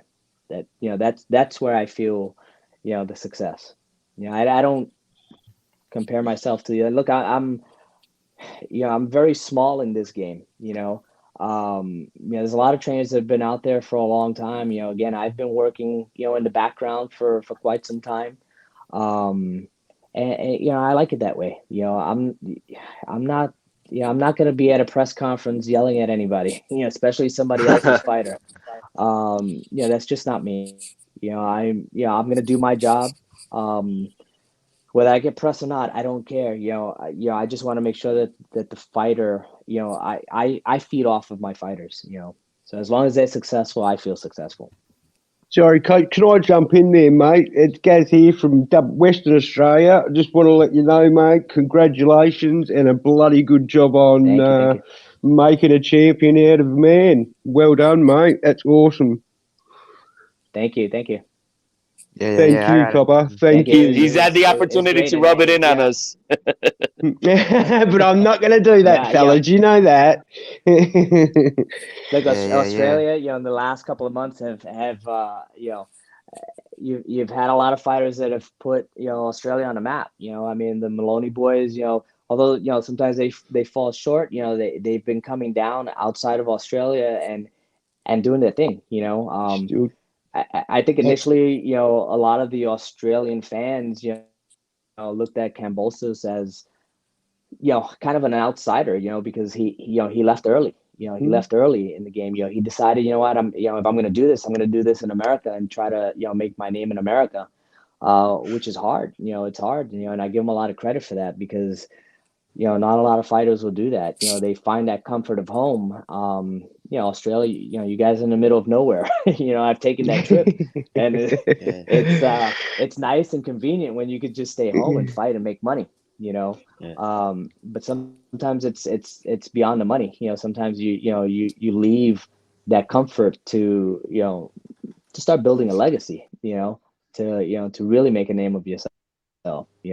But guys, and I think this will open up doors a little bit more, and I'm glad that Matchroom is now 2022 is going to be big in Australia. I think Eddie Hearn has mentioned that, and this fight with George has kind of opened that up a little bit more. That's excellent, mate. That's really good to hear. I'll tell you what, Australian boxing is going to start. He's not an outsider now. I can tell you that 100%. He's blown up over. But the lads always in Sydney, all the young lads always were back, like always were telling me about George. In the boxing world. So they've always had his back. Everyone in Sydney was always telling me that young lads, that how good he was and that he would perform at the world level, which he proved 100%. Even proved me wrong. Right. I didn't think he would dominate like that. Made the fight. I mean. You really worked Teofimo out like a puzzle. Incredible performance, bro. Once again. Yeah. Yo, Coach, I got a quick question. All those rounds that Kambosos sparred with Manny Pacquiao, how did that, help him as a fighter? Because we know Manny Pacquiao is one of the greatest champions that ever lived, one of the greatest fighters of all time. And George sparred him over 200 rounds. How did that help him as a fighter in that experience he got from Manny Pacquiao? Look, I mean, getting into the ring and sparring with, any of these guys, any legends. Look, the fact that I put Xander in to spar with, Danny Jacobs, Sean Porter, a lot of these guys, it just helps them mentally. They grow from that. They learn from that. And guys like Manny Pacquiao will go ahead not only spar with you, but teach you. And talk to you. There's times where you go into sparring and look, I've been a sparring partner for, a lot of guys. Never once has any of my sparring partners sat down and talked to me after sparring. You know, they go in there, they have their job, and you're just that employee that they're paying to try to for you to come and do some work. But Manny's not like that. Manny's one of those that you spar with him and he's going to educate you. Things that you do wrong and things that you do right. He's gonna tell you afterwards. And that's the type of guy he is. But you know, doing 200 and something rounds, with a legend like that, mentally it puts you on a different level, because you belong. You belong, especially when you're successful. It's different when you're not successful, in sparring. But when you're sparring and you're doing well, and they keep bringing you back, it means you're doing something right. So that takes you, again, it builds that mindset, that you belong with these guys. And George felt that early. How did Xander do with Charlo? He hasn't Take it sparred with easy on Charlo. him. Yeah, he hasn't. Are you asking if he sparred with Charlo? Yeah. No, You he said hasn't Porter. sparred. Porter, you said Sean Porter. Porter, he sparred with Daniel Jacobs. Oh, Jacobs, sorry. How did he do with Jacobs? Good. Look, he's Xander does his thing. Daniel Jacobs, said a lot of good things, about Xander, after the sparring sessions. But he sparred with quite a few guys. He's been in there with Adrian Broner. He's been in there with with Javante. He's been in there with Yulusinov. He's been in there with with quite a few guys. At that And age, you that's need that pretty as impressive. developmental, because it helps. It helps develop their their mindset. So you sparred Tank before. You coached against Tank in sparring, so you got some experience with Tank in the gym.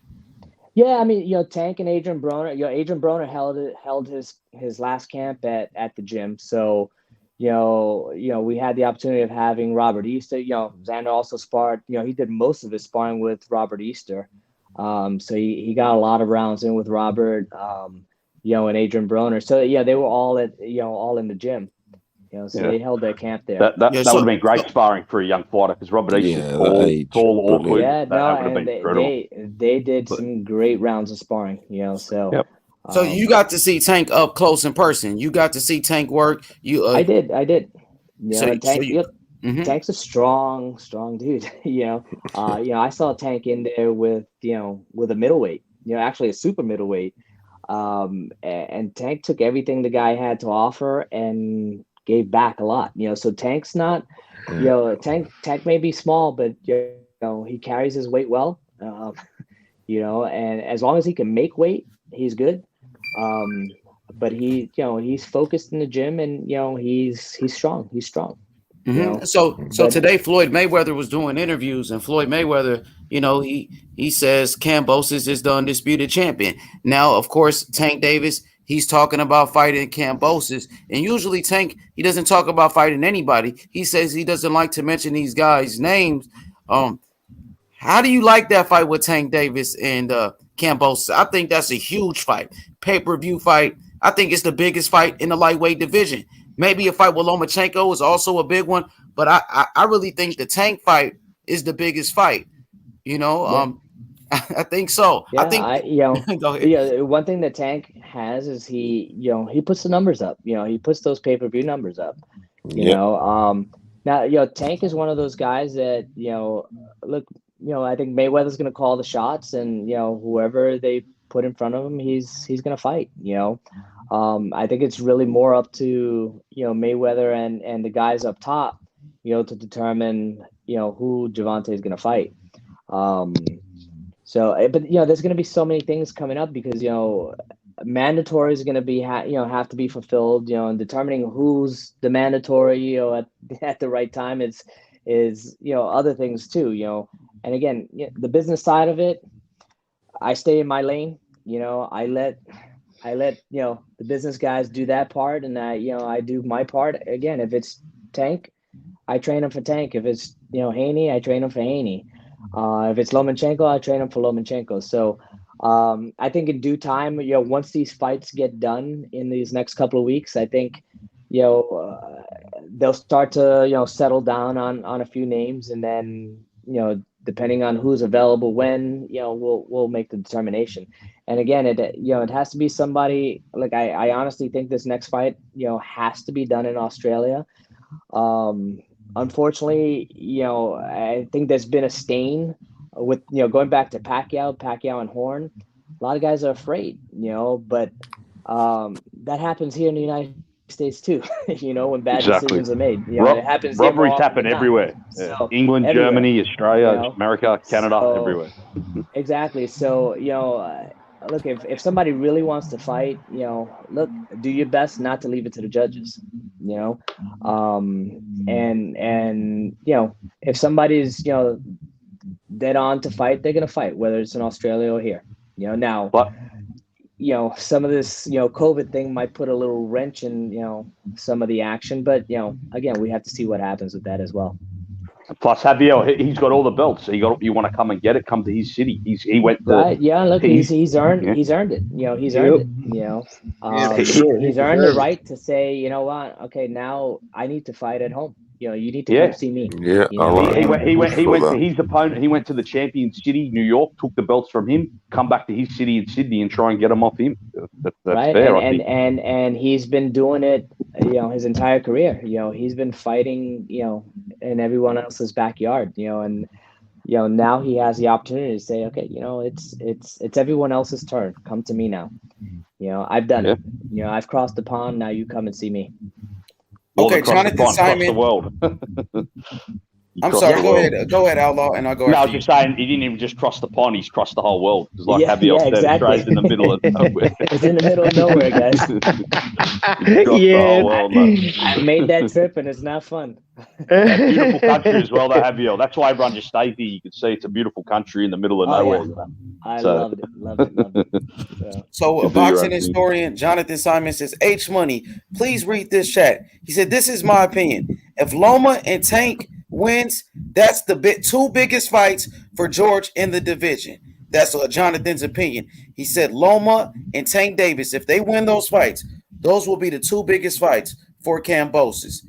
That's his opinion. I agree with that. I think Haney might be third, or even Ryan. Ryan might be third. Haney might be fourth. He got so many options, and he paid the cost to be the boss. Now he's the man. He called the shots. I gotta write that down.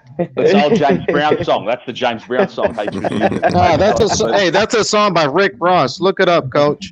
Paid the cost to be the boss. George is in a power position. James Brown had it years ago. He's like Canelo at this point. He could choose. He can pick who he wants to fight. He's the Mayweather right now of the lightweight division, and he could put 80,000 people in the stadium in Australia. Nobody else in the lightweight division can do that. He's the only person.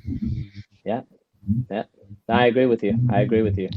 Hey, would money be a factor if he could fight outside Australia? Or was that like he has to fight there? Go ahead. I think the money's going to be in Australia. Because look, just outside of purse money, there's so many opportunities in Australia for him. I think the numbers have to be really exceed what he can do in Australia to make it even, something that he would think about. Yeah, the numbers will be huge. I think just his heart right now is to bring a fight to Australia. And he's earned that. He deserves that more than anything. He deserves that more than anything. And the numbers will be there, and he's got all the belts, so he calls the shot. 100%. I think the biggest gate would be Lomachenko, though. Don't you think, you guys, are down under? Be a huge fight. I think so. That part, I would He's have the to biggest agree. name, isn't he? Yeah. Loma or Tank, Hughes and Ryan. Give me a second. Let me read this chat. Luis Phillips says, Triple H, ask Coach, what are the 5 fights he would like to see in boxing? The 5 top fights, any weight class. What would you like to see? Top 5 fights. Okay. Well, I think everybody wants to see that, the Terrence Crawford, Spence fight. Right? How do you think that goes? Let him answer the question, brother. One question at a time. So, the first one would be, the Terrence Spence. in that heavyweight division, again, I'd like to see, although AJ lost, I'd like to see Tyson Fury and AJ, just have these big boys fight. It's a matchup that I've wanted to see for a while, and I'm intrigued by that fight. Usyk, although he beat AJ, I think he may be too small for Fury. But so in the heavyweight, I would have to go with that fight. Who else? I wish Canelo would fight either Charlo or Boo Boo.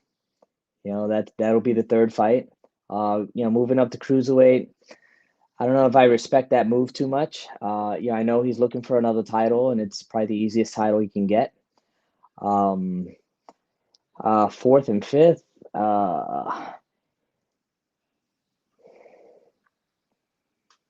even Boo Boo and Charlo, I would take that. As my fourth fight, and then and of course, all these are excluding Georgia and whoever.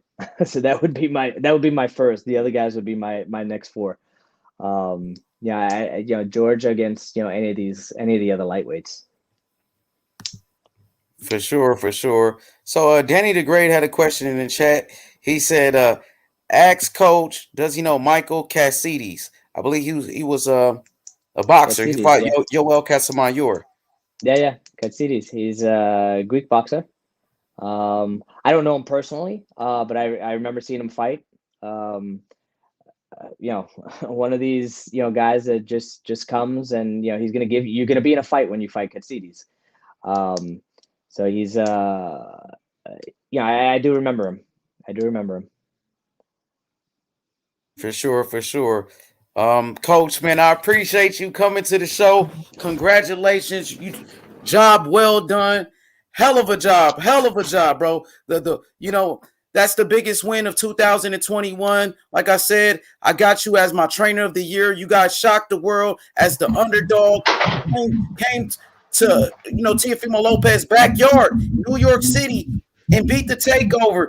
So, man, I appreciate you, responding to me and doing the interview. We would love to have you on the show anytime, brother. Thank you so much, Coach. I appreciate you guys. Appreciate it, man. Thank you, Coach. Hey, congratulations, Coach. Coach Javier, do you have what's your Twitter handle? What's your Instagram? I don't have a Twitter handle. Instagram is Thank you, Coach. All the best for the future. Yo, Gas, mute your mic, bro. Especially with Xander also. Really buzzing about so Xander. Yeah, go ahead, HOD. You were saying something? No, I was just asking if the gentleman had a Twitter handle or an Instagram that we can follow him or his gym and whatnot. Yeah, on Instagram is Sweatbox Boxing Gym. There we go, guys. Let's log on. Let's check him out. Let's support this man. Let's push out. We should get trainer of the year. He's well deserved. God bless and thank you. Hey, Coach, I know you said you like it. Hey, Coach, I know you say you were small in the boxing world and you like to stay like that, but I don't think you can after this win. I'm telling you, your name is going to grow just like George's name. Yeah. Well, I'll grow alongside him. Yes, humble. Right, Appreciate it, Coach. Thank you, Coach. Have a good one, Coach. Thank you, Coach. There you guys have it. The trainer of George Kambosos Jr., the undisputed champion. Appreciate it. Shout out to Coach, guys, real quick. I got some unfortunate news from my brother Punch Drunk, and I just don't know if everybody knows about it. But my man has been involved in what appears to be a horrific car accident. He's currently hospitalized in ICU, to my understanding. And I would appreciate if everybody could put Punch Drunk in your prayers and pray that everything comes out right and that this man comes out healthy from this most unfortunate situation. For sure. Shout outs to Punch Drunk. I hope he makes a speedy recovery. I hope he's okay. Everybody say a prayer for Punch Drunk. He was involved in a serious car accident. Punch Drunk, of course, Mr. Moonshine, one of the best on YouTube when it comes to boxing. One of the top guys, man. Shout outs to Punch, man. I hope he's okay. Yeah, man. I saw that on Box and Waves channel. That was terrible news, man. God bless Punch, but that was bad to see. I just saw that about an hour ago. Prayers for him and his family. For sure. So I guess we're gonna wrap this one up. Go ahead, bro. Go ahead. What you say? Hey, that was a good interview, bro. I learned a lot. Hell yeah, it was one of the best interviews we did. You guys asked some great questions too. You guys did a great job. Shout out to everybody that listened. Hit the like button, subscribe to the channel. Shout out to Javiel, Coach Kambosos trainer. He did a great job. They shocked the world, and I'm looking forward to see what's gonna happen next, man. So Javiel Centeno, thank you for the interview. Appreciate it. George Kambosos, undisputed lightweight champion. Pound for pound, undefeated. Appreciate you guys. Everybody hit that like button, subscribe, and we're going to come back with another one. We coming back right away with another video. Appreciate you guys. Hit the like button. We out. Peace. Peace.